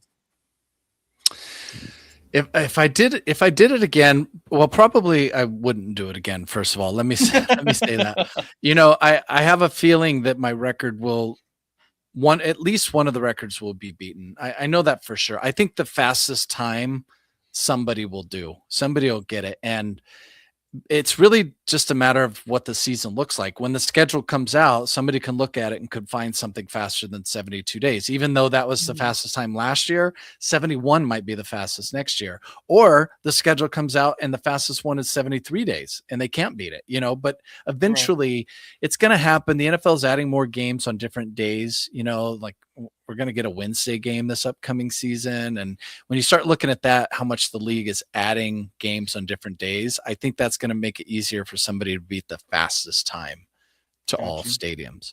For the most games, I certainly will not try that again. 56. I think that's going to be harder for someone to beat. Again, if the league is adding more games on different days, sure. Yeah, maybe they could, but that was quite a lot. It was very expensive. So, it kind of takes a certain scenario for somebody to attempt that, but you kind of have to mentally prepare for somebody eventually beating it. I think that just comes with the territory of a Guinness record. They're meant to be broken. The expression is right. Mm-hmm. If I did do it again, I think, I don't know if I would vlog it again because it added so much. And I think I'd try to just enjoy it more instead of constantly thinking about what's next and, doing the video and driving here. And I was really in business mode a lot. I did enjoy it. Don't get me wrong. Most of what I enjoyed was when I was at the tailgates or in the stadium, but everything outside of that, it was just like, I was just like in serious work mode. Try to enjoy it more. And I'd probably do it in a way where I would do as many West Coast games as possible. It just would have made the whole thing easier. I just still wanted to go to the Raider game. So I was flying out, and we won 3 games last year. Look at that. So Troy said the Steelers the new coaching staff showed up around midnight that night at the tournament. Did they really? Yeah, he said the Steelers coaching staff showed up around midnight. He said the tournament was going viral. Oh, that's crazy. I think I left around midnight, so I missed it. Yeah, you probably just missed them. Yeah. So, as far as international games, do you have any international games? Yeah, on your radar. Have you been to an international game before or no? I've not, and that's primarily because the Raiders haven't had one in about 7 or 8 years. It was like prior to the move was the last time we haven't had one in Las Vegas. Mexico City, yeah, but that was like 2018. It was before the move. It was like one of the last Oakland years. Oh, okay. Yeah. So, I've been looking at them, but I'm still trying to figure out like this upcoming season what I'm gonna do, and I've got some thoughts, and I haven't decided. So I don't really know what to say about it. I could just go to the 17 Raider games again, or I'm not gonna do a Guinness run. I know that. That's good. But yeah, international games have come to mind. But listen, I want to ask you guys, because I have very strong feelings about the Raiders. A lot of people think that we're going to get the game in Mexico City against the 49ers, and that could very well be the case. We don't know yet. We're going to find out in the next week. But I think the nation's kind of split. Do you guys want that game to be in Mexico City, or do you think it's better if it's in Santa Clara? Yeah, you can go first. You're a West Coast guy. I'll let you answer that. I believe it was already announced. I believe it's already announced that it's going to be in the Bay. Don't quote me on that, because I had seen something on TikTok that a 49er guy was already celebrating that it was going to be in the Bay. Yeah, it's not officially announced, and I've been kind of monitoring that. So I think I think there's a lot of rumors floating around. Got you. We're not going to get the Saints one because the Browns are playing the Saints in Paris, except that's not been officially announced. It's just maybe people have heard. Got you. Yeah. For me, honestly, like being from Southern California, I'm from LA, I could care less about the 49ers, but I know it's a Right. big deal. I think it would be a really cool thing to have the Battle of the Bay back for, all the Northern California people. And I know it's a really big deal. Like I said, already a 49er guy was, praising about it because they're going to have the Battle of the Bay back. So I would like to see that. And that's something that I would definitely be, willing to attend and wanting to attend, because I Yeah. can't even, I was unfortunately not able to go to Oakland, when they were in Oakland. So Yeah. anything, close to what that could possibly have, that kind of experience, I think that would be awesome. Close by about 50 something miles, right? Isn't it? Or more than that. Yeah, Something exactly. like that, yeah. Exactly. But listen, I'm with you, and I was talking to, I will not name him, but I was talking to a Raider employee 2 nights ago, and at this Hispanic Football Hall of Fame thing, and we were just talking about that game, and he mentioned like, oh yeah, it'd be kind of cool if Raiders Niners in Mexico City. A lot of our fan base is Hispanic, Latino. There's there's some ties there. I think it would be really cool in Mexico City, and if it is there, I will go. But I looked at him when he said it, and I was like, yeah, I hate that. And he was like, what? Almost shocked that I said, look, for those Bay Area fans, this is the first time since we moved that there will be a game in the Bay. And there's so many fans, there's so many fans, not just in the Bay, but everywhere, that can't go to Vegas for a game, or they can't go to LA, from the Bay to LA for that one game we have against the Chargers every year. It's money, it's families, it's really hard. And this is the first time in, 8 years. Well, no, sorry, 8 years since we played the Niners there, but 7 years since we were in the Bay. And to have like a proper Oakland tailgate, because by the way, the San Francisco stadium, or Santa Clara Stadium, has a lot of parking, and the 49er tailgate is pretty good. But I cannot wait to see that Oakland tailgate just dominate their tailgate in their home and black it out. And for those people that live there, that can't go to Vegas, that can't go to LA, if the league puts it in Mexico City, they're going to rob them of that. And it's going to be a big FU to Oakland fans once again. Yeah. That's how I feel. But I'll still go to Mexico if it's there. Me, it has no impact wherever they play. But I think I got to go with why Brian's saying he'd rather it be up in Santa Clara, not San Francisco. Just for that fact, to get those homegrown Raider fans from the Oakland area, the Bay Area, it's the closest they're going to get if they don't go to Vegas to go and see the Raiders. So hopefully they can get tickets for it. That's going to probably be the problem. Yeah, it's going to be tough. Let's switch gears a little bit here. I want to, because I've got a ton of questions that were given by the chat here, so I want to hit some of these. Let's do it. So there's this one. I think you kind of answered that one already. What is the next record you're going to break? Number of hours of consecutive sleep. I think I broke there you go. That's a good one. Bueno's got one. Did you have to pay for the Guinness employees tickets? You didn't have anybody with you. You were on your own, right? Yeah, Guinness did not go with me. They weren't there to witness it, and that's why their guidelines were so strict. They had a long list of things that I had to do. 2 fans had to fill out forms as witnesses, 1 employee, GPS tracking. I had to save every receipt, not just the game ticket, but every travel receipt. And I had to upload everything to their website for all 56 games. When I uploaded the files, I uploaded 900 files to their website. Oh, damn.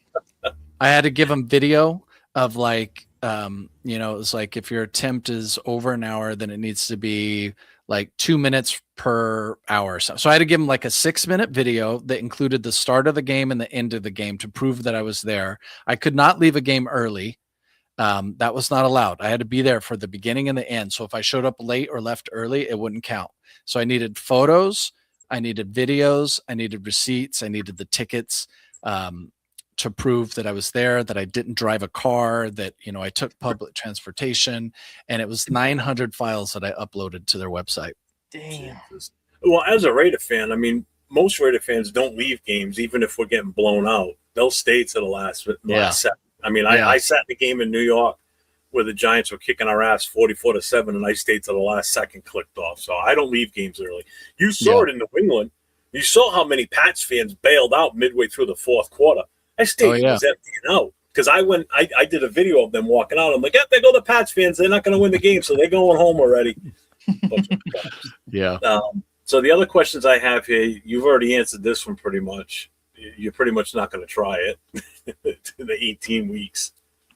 An international, Brian kind of answered that one already too. So I guess he's going to kind of wait for the schedule if he's going to go international.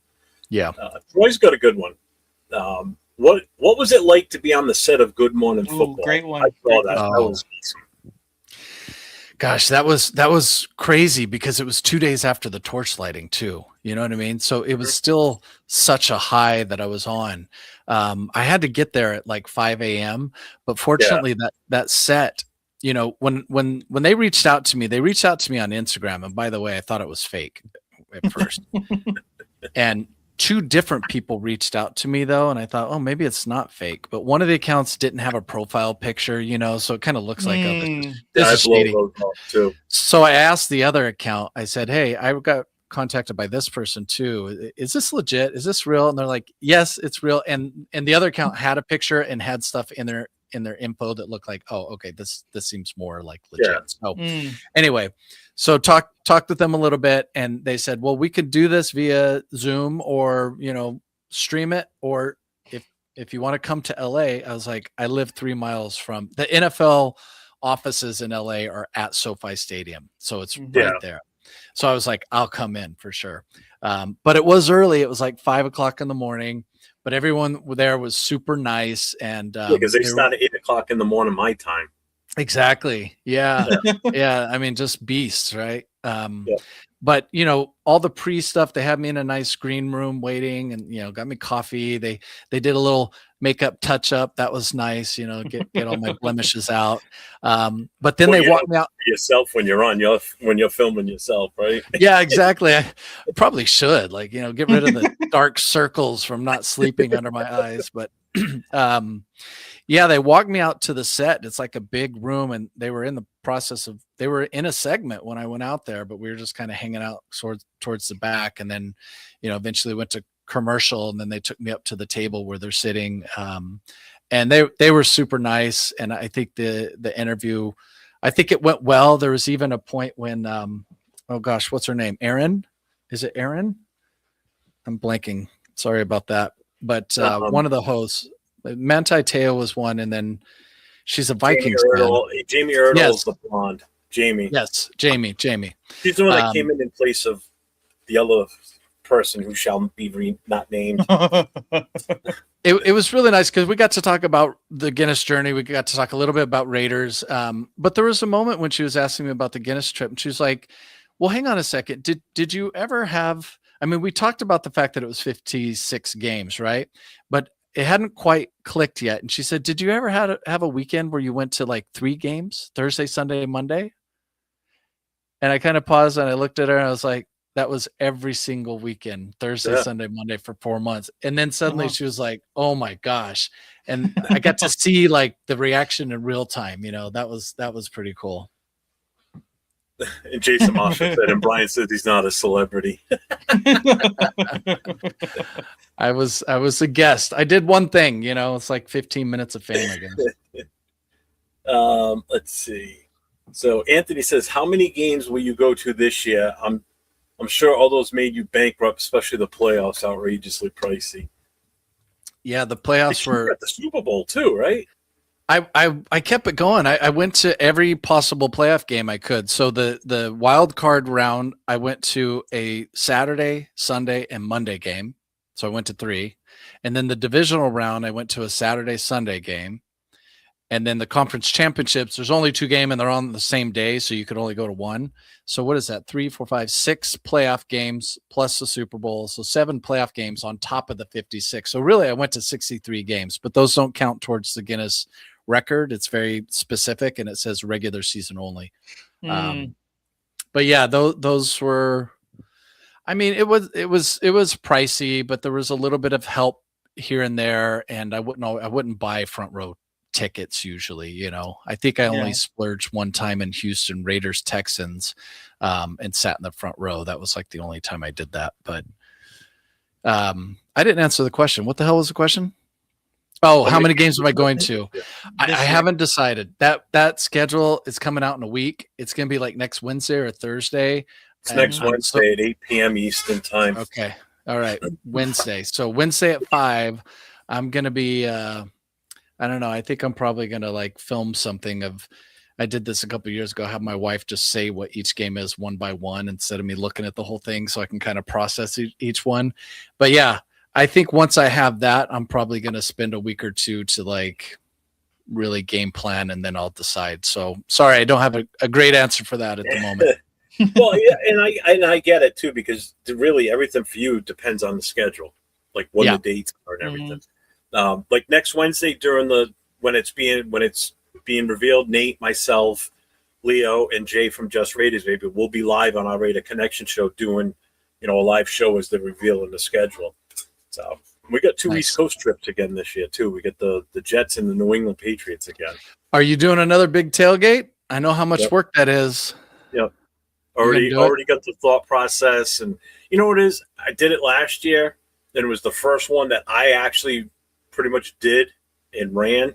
So now I know the do's and don'ts going forward and what worked and what didn't. So this will be hopefully a little bit smoother. It just depends on how many people are coming out here this year. Right. That's the big thing. Which might depend on the schedule, because if it's like December 28th, Like I told my wife, I said, I just pray to God that the Jets and the Patriots games are not back-to-back and that it's the Jets game first.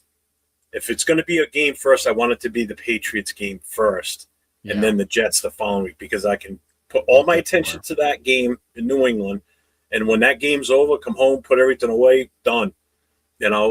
Because we're going to go to New York. I'm already going to be involved in the planning for that weekend's parties and such. Nice. So my chapter and myself will be heavily involved in helping run and promote it. I don't want to have to go to New York and then the following week come home and start getting everything ready for it, because that's going to start on Wednesday for me. Yeah. So I'm going to be on. Just going to be a short week, just like in the NFL. It's going to be a short week for me. We're going to come home for Sunday after the game in New York and have to already 2 days later. I'm going to be full bore into whatever's going on. New England, if I go to that game in New England, see, that's a case where I will do things differently, because I will not be on the Guinness thing. Because I was taking the train from Boston down to Foxborough, and it's only one train. I went there twice. Yeah. One game they had 2 trains, and the other game they only had 1 train. So, I got there like an hour before the game. That's why I didn't have that much time in your tailgate. But without the Guinness stuff, I could get down there earlier. I could rent a car. I could take an Uber. It's like a 45-minute drive though. So, taking an Uber is not cheap. But if you stay in Boston, which is where we're going to do most of the stuff this year, we're not going to do anything in Providence or Rhode Island. So okay. Yeah, but I'll be able to enjoy more of the tailgate, because it is tough to get to Foxborough. Yes, it is, because it's out in the middle of nowhere. That's the thing. It's not like even close to a city. I mean, it's literally from my house in that direction. It's literally 20 minutes from my house.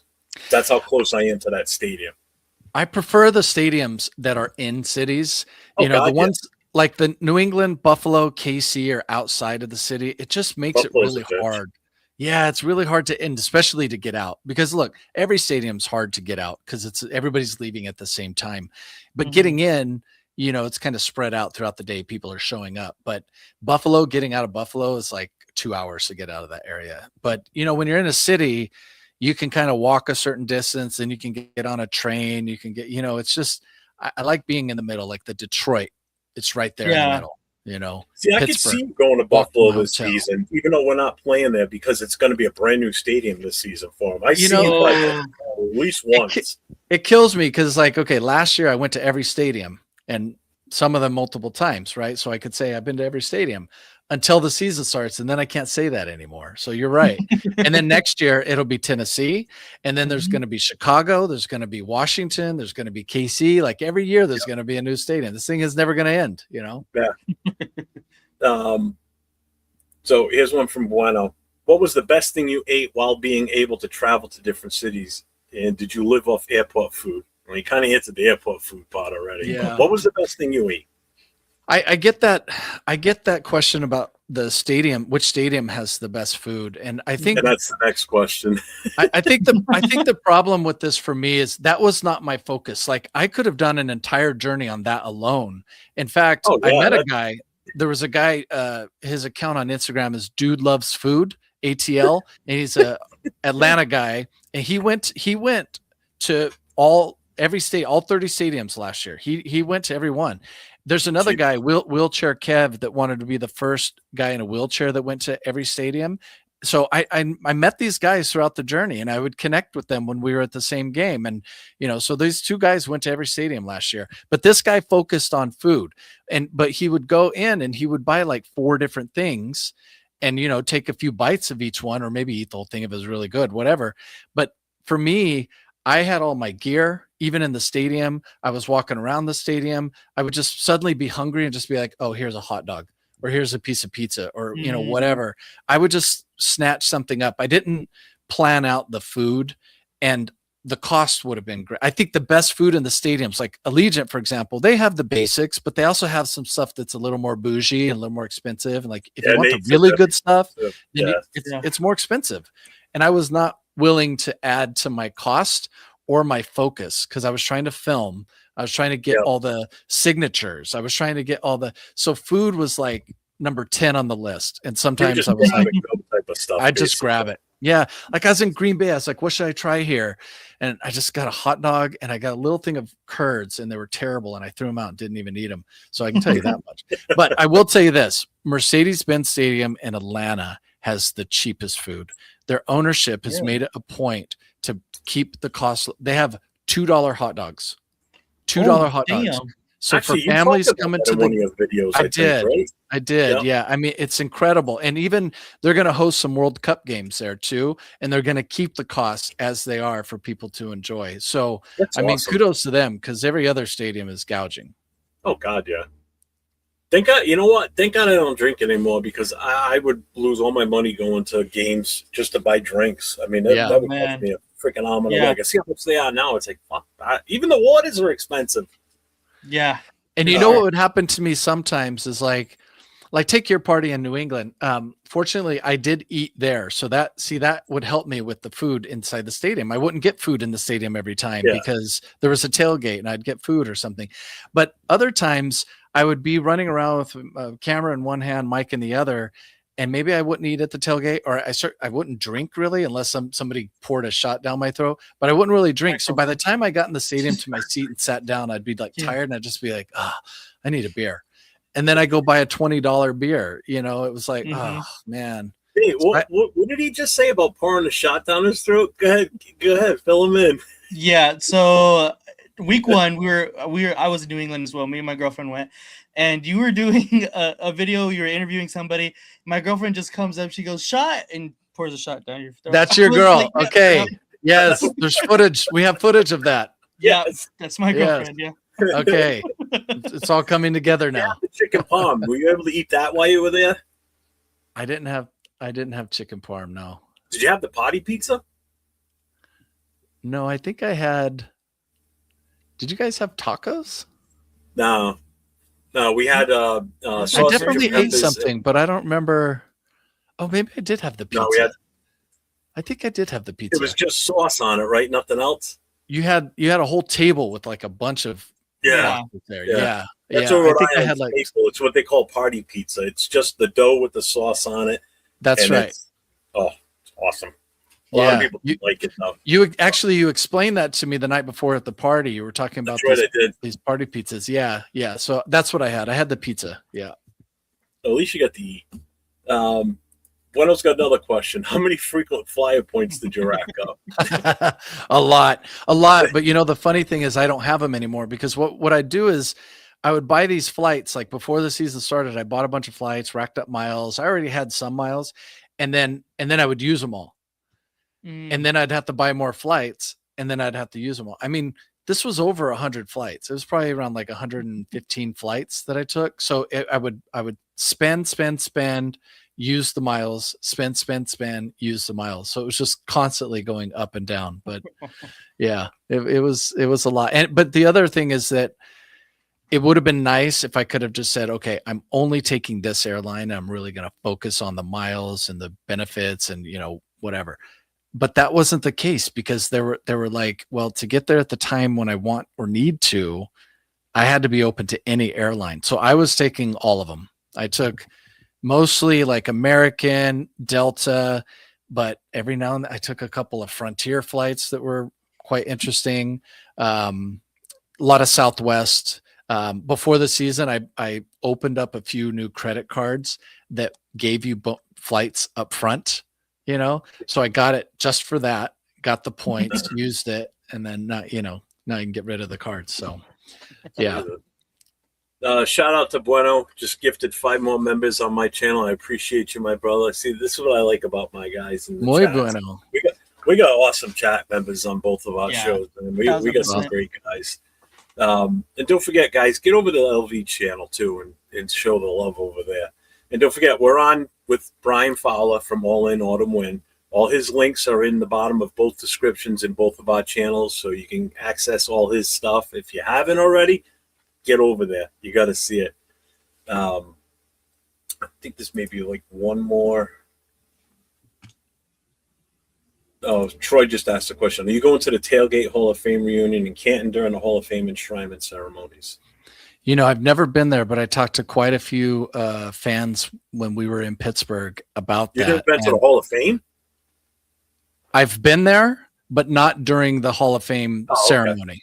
Okay. Yeah. So when they have the Hall of Fame game, the super fans, and it's a lot of the same people that go to the draft and, that community, they do a whole like tailgating thing. And they even do something like camping and they have trailers and RVs, and it's crazy. So I've started looking into it. I've talked to a few people.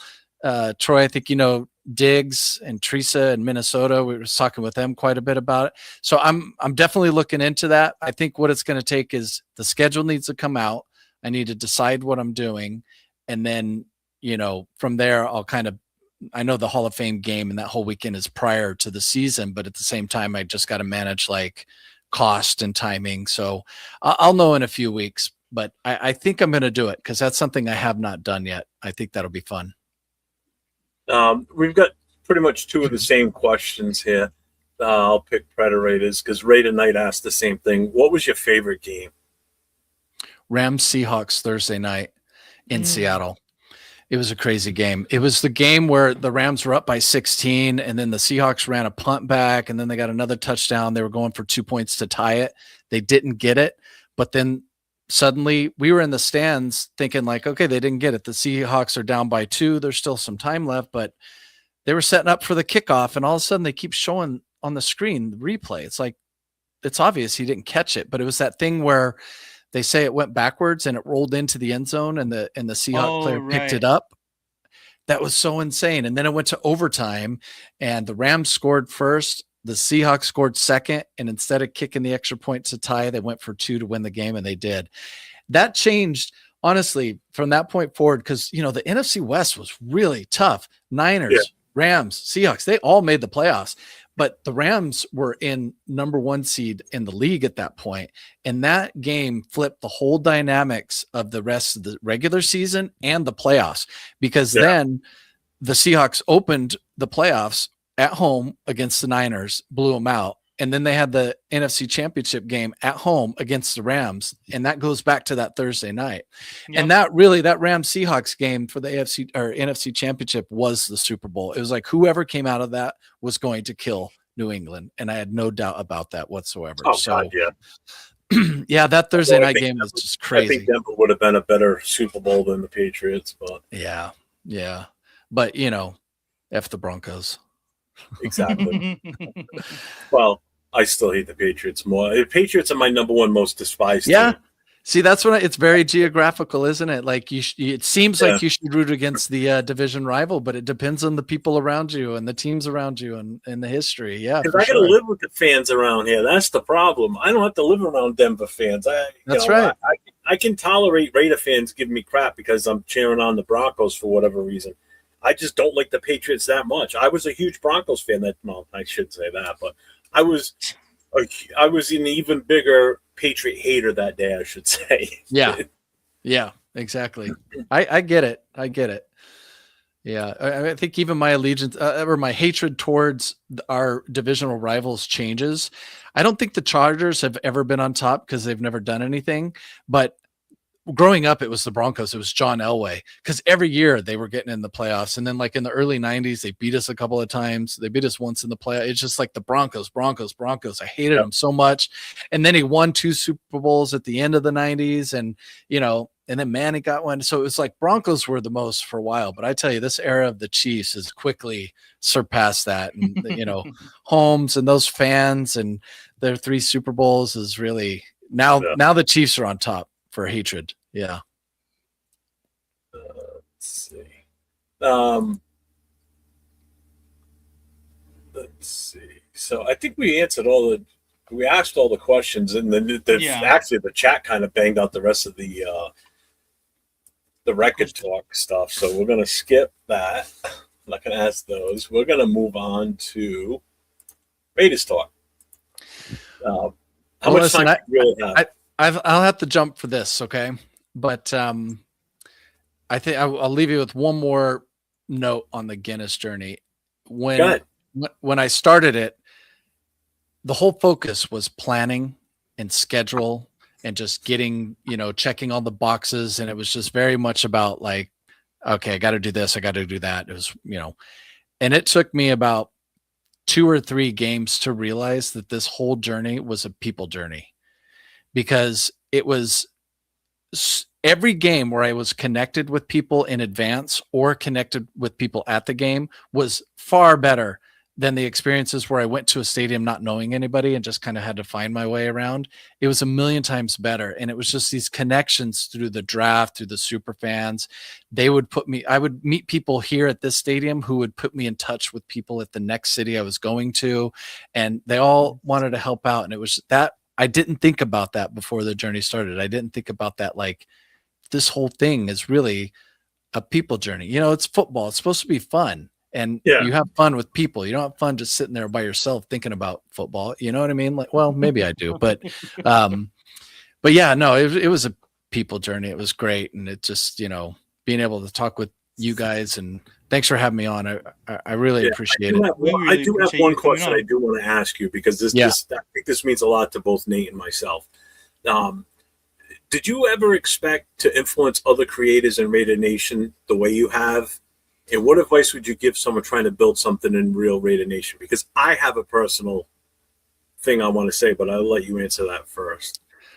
I didn't expect it. And I think that I have influenced some people a little bit, because I've had a few people tell me, but I don't have this notion that I've like influenced a ton of people that's been this huge impact.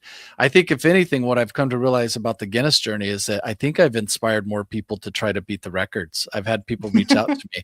I realize I publicized that so much that suddenly people are like, oh, I didn't realize that was something you could do. I might try that, so I won't be surprised if somebody beats one of the records soon, but we'll see. Yeah. I just want to let you know that watching your journey and actually being part of it, because I was in 2 situations, I was part of it, and so was Nate too. I saw you when you started this. Granted, it wasn't the first game of the season, but it was the first Raiders game of the season when you were here in New England.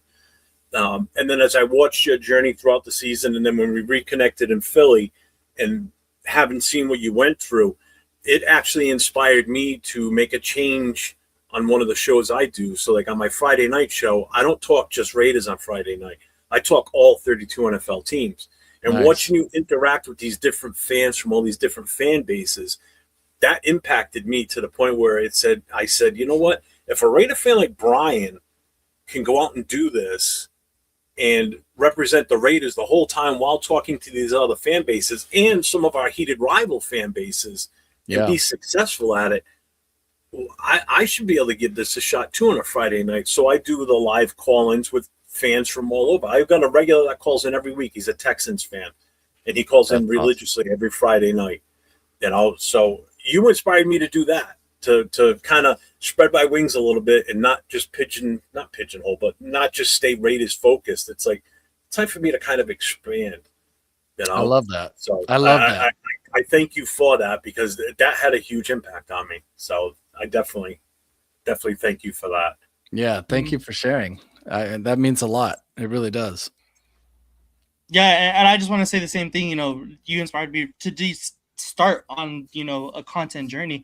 Like I said before, I had done like some little interview stuff in here from watching your channel and other people's channels like that, and it's really got me to start, you know, kind of spread the love that I have for the Raiders. And I just want to thank you for that. You know, putting yourself out there, seeing, you know, other Raider fans like that is, you know, extremely inspiring. And I just want to thank you, you know, for sure. That's amazing. Thank you guys. I really appreciate No, that. seriously, and we're not Thank bullshitting you, you, man. right? It's 100% true. Because I said that to Nate, I said, I want to ask him this question.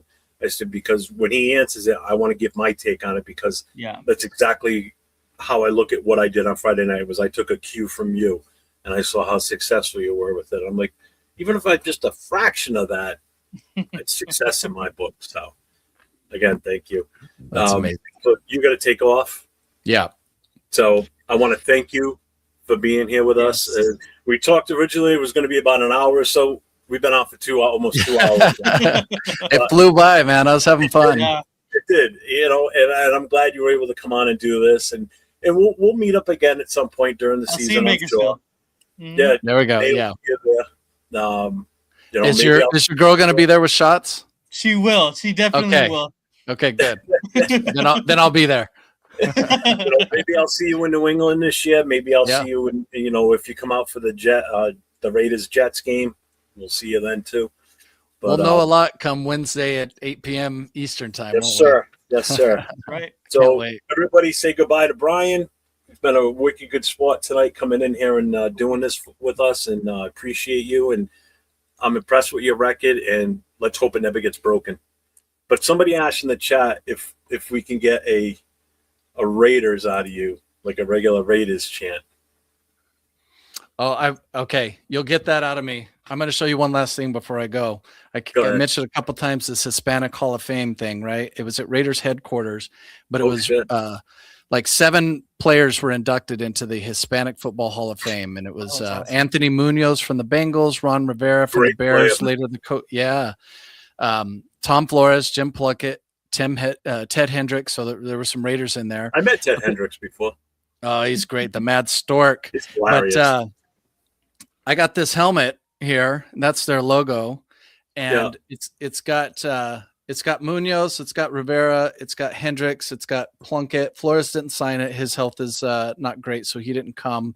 But they also did Player of the Year, high school, college, and pros. And the Hispanic College Player of the Year was Fernando Mendoza. Oh, look at that's that. so cool. Yeah. So that was a nice pickup. I normally don't buy like a lot of memorabilia or things like that, but I did get that. And it was good. So that's pretty cool though. It was great that the Raiders hosted it, because we have such a long legacy of diversity. You know, the first Hispanic quarterback coach, first black coach, black women, Sandra's president. Like, you know, it made sense that it was at the Raiders headquarters for the first one. It won't be there every time, but yeah, it's a really cool thing that they're doing. So I was glad to be a part of it. All right. With that, I'll leave you with a Raiders. There we go. Clip that. All right, guys. Thanks, Brian. Brother. Thank you, guys. Thank you. Cheers.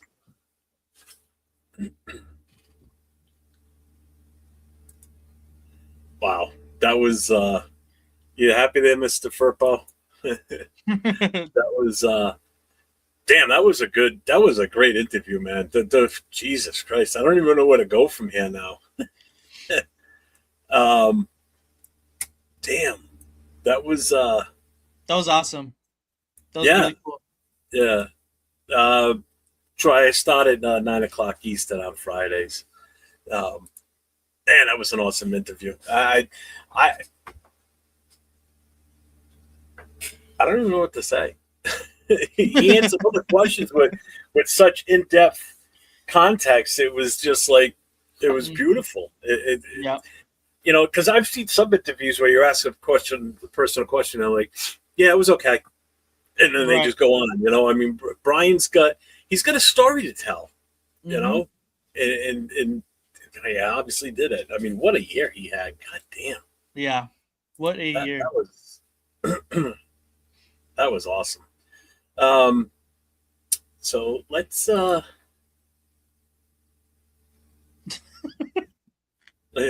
what am I missing? Because I'm so far behind on the chat. It's What's up? What's up, Will? yeah, What? well, all the way at the end. What's good, fam? That's just so funny. Federation, you've been Bobby. watching the whole time. What It's been great. Biden? So we ready for the surprise? Yes, I think everyone is waiting with anticipation All right, so I'm going to. for the surprise they don't know what was coming. Yep. So we're going to put this in the chat, and we're going to put this there because we have merchandise dropping for our show. We have Yes, sir. the Raiders Coast to Coast official snapback hat and T-shirt, and we're doing it as a special bundle right now. Okay, so $49.99 gets you both the shirt and the hat as a bundle. You can buy them separately, but it's going to cost you about an extra $10 if you buy them. If you buy them like the hat and then buy them as the Right. combo, you get them cheaper. So just so you see it, here's the hat.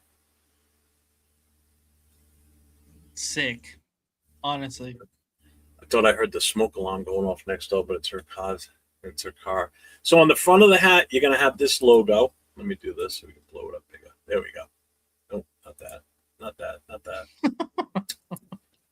that. Come on. There we go. So that's the front of the hat.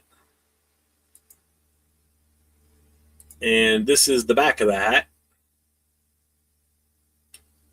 And here is the shirt. That's the front. And here's the back. East Coast, West Coast, one Raider Nation, 401 and LV10. Yes, sir. So we are launching this merchandise as of tonight. And while we are speaking here, I am putting it public on the store. And then I will post the links in a second. Let's see, here's the bundle. And the bundle is now public. And here is the link. That's the link for the store. It's all under the 401 store, but it is going towards Nate and I to cover expenses and such. So this is official merch launch, and we're doing this bundle for a week. So by the end of the show next Thursday, this is a 1 week only for we're doing the bundles. So if you want to get these, get them now. Okay? Save your money. Save you some money on getting the bundle versus buying them separately after the bundle ends. Remember That's that. right. Yeah, we got to go back to this. Boom, there we go. So that is the new merchandise. And they are now all open and available. Sizes go up to 5X for some of us heftier people. And who knows? We may have other drops coming along soon too for our brand, for our Thursday night show. That's right. So, but so what did anybody say in here? Let's see. Double surprise in the live. Yep. Oh my God. Let's get back to your Broncos comment, Jeff. No, let's not. I need the hat and shirt signed by both of you. We could do that. Next time we meet up, I'll autograph it. Like the hat on my store, it's going to be, that's it. I'm as soon as they produce the two that were ordered, the one for me and the one for D-Menace, I'm changing the logo because I didn't the way it came out. So I told D-Menace, I said, whenever we get together, if you've got your hat, I'll autograph it and I'll mark it down 1 of 2. And Right. I only wear it if Nate and Jeff's face are on it. Oh, it did. It's a 401 rated Jeff production. Yeah, okay. I know a little bit that. The shirt is dope. I need it. Send merch to Mendoza. Ugh. But there it is, folks. You know, you know what it is? Here's the thing. Nate and I, we've been doing this show for a while now. So when this season starts, when the 2026 season starts, Nate and I have been together for 2 years doing this Thursday night show. And I absolutely love doing my Thursday night shows with Nate because he brings a different aspect than I do. You know, he brings the knowledge when it comes to some of these players, the technical stuff. I just like to talk. So, if you haven't realized that by now after all this time. But no, I mean, again, we get along great, you know, so this has been a tremendous show. This has been a great experience doing this with you, Nate. And now that we're able to expand this even more now by having this merchandise, that's, you know, we're expanding basically. You know, we're trying to broaden our horizons and open this up to other fans, you know, to the chat. Yes, sir. So remember, no, the promo code. Sorry, I didn't tell you this. The merch drop promo code is Coast2Coast. Wait, hold on. Did I put that in there as the code? Shit. Did I put that in there as a code? No, I apologize. No.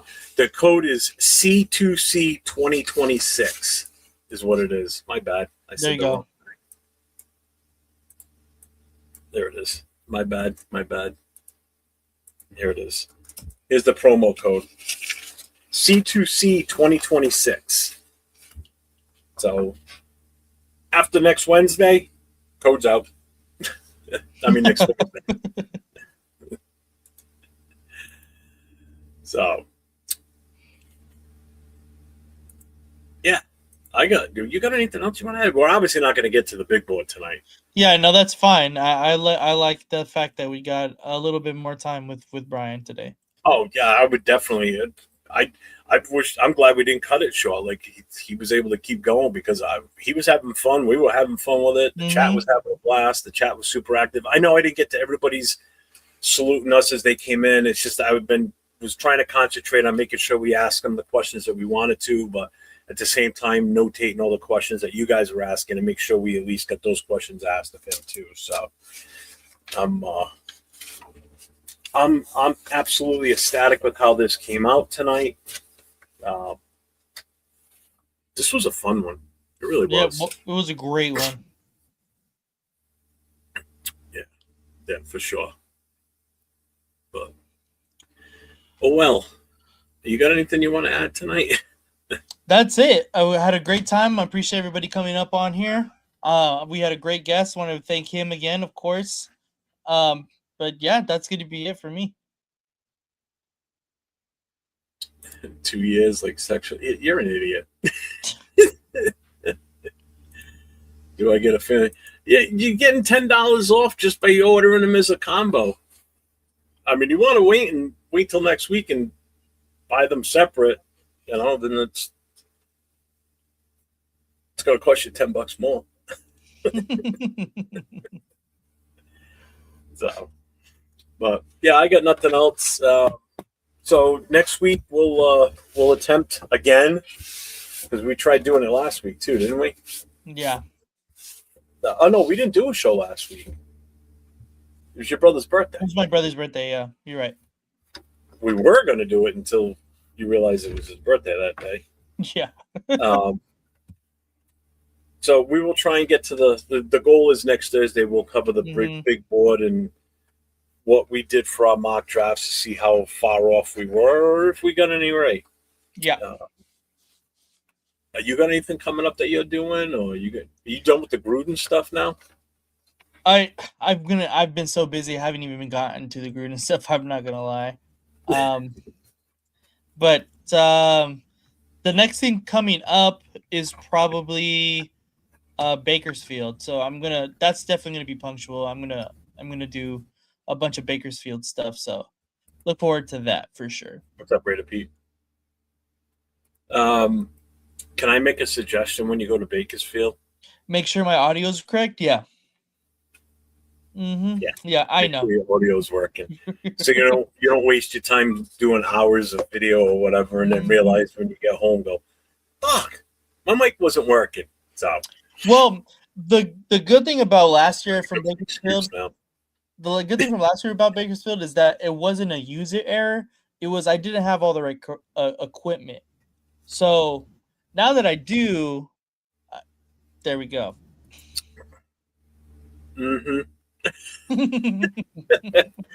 I will be on tomorrow night with my No Huddle show again, which is for all 32 NFL teams, covering the news from last Friday to tomorrow at noontime when I start accumulating everything that we're going to talk about on the show. And then Saturday, and that's at 9 o'clock Eastern time, 6 o'clock Pacific. And then Saturday night, myself and Jason Downs doing Raider Nation Voices. We start at 10 o'clock on Saturday night, 10 o'clock Eastern, 7 o'clock Pacific. So make sure you guys tune in. Hopefully we get some more. Oh, yeah, hat and shirt bundle, $49.99. Forget to do that. I know I'm getting one.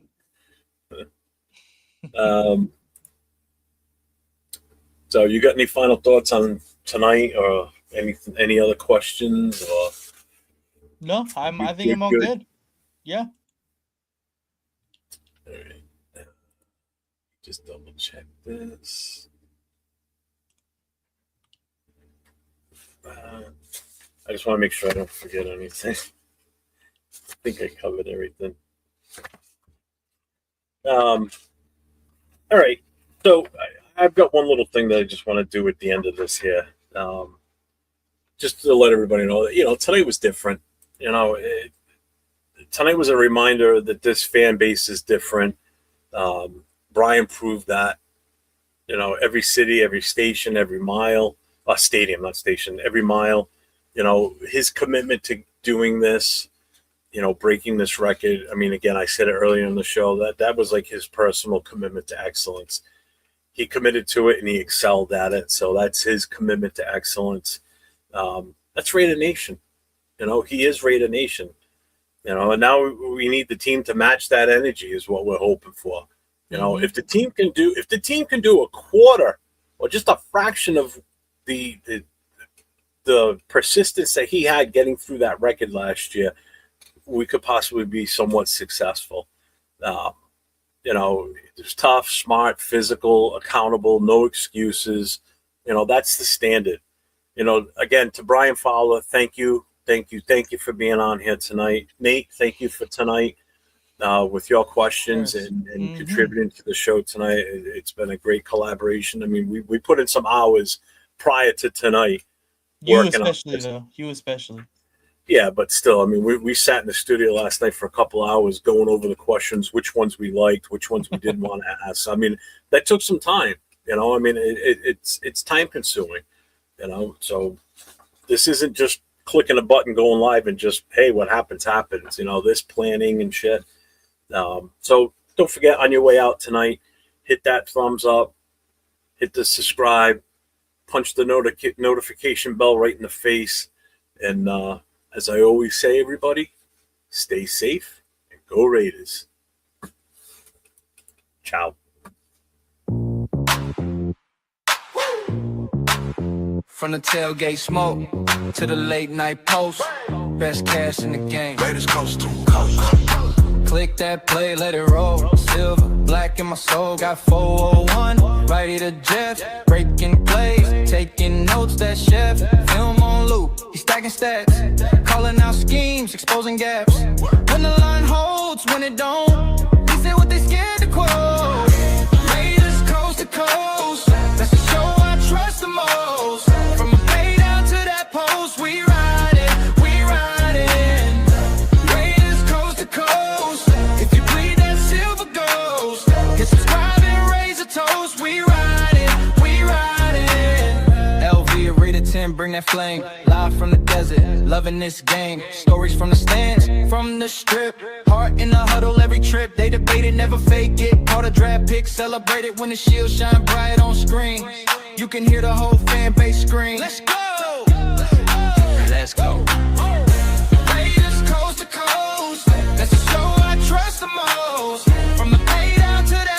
coast, we riding, we riding.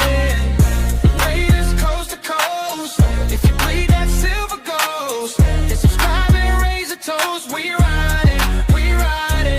The whole color Sam to the lights where we see them YouTube on. That's the spot for the real talk. Real plot forward, rid of Jeff, LV with rid of 10. Run it back, run it back, run it back. Play that episode again. Raiders coast to coast. It's the show I trust the most.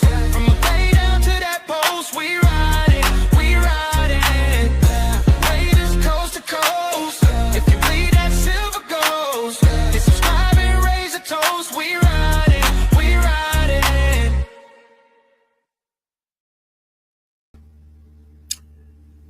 Man, that was awesome.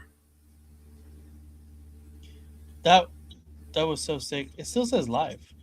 Yeah, why does it still say we're live?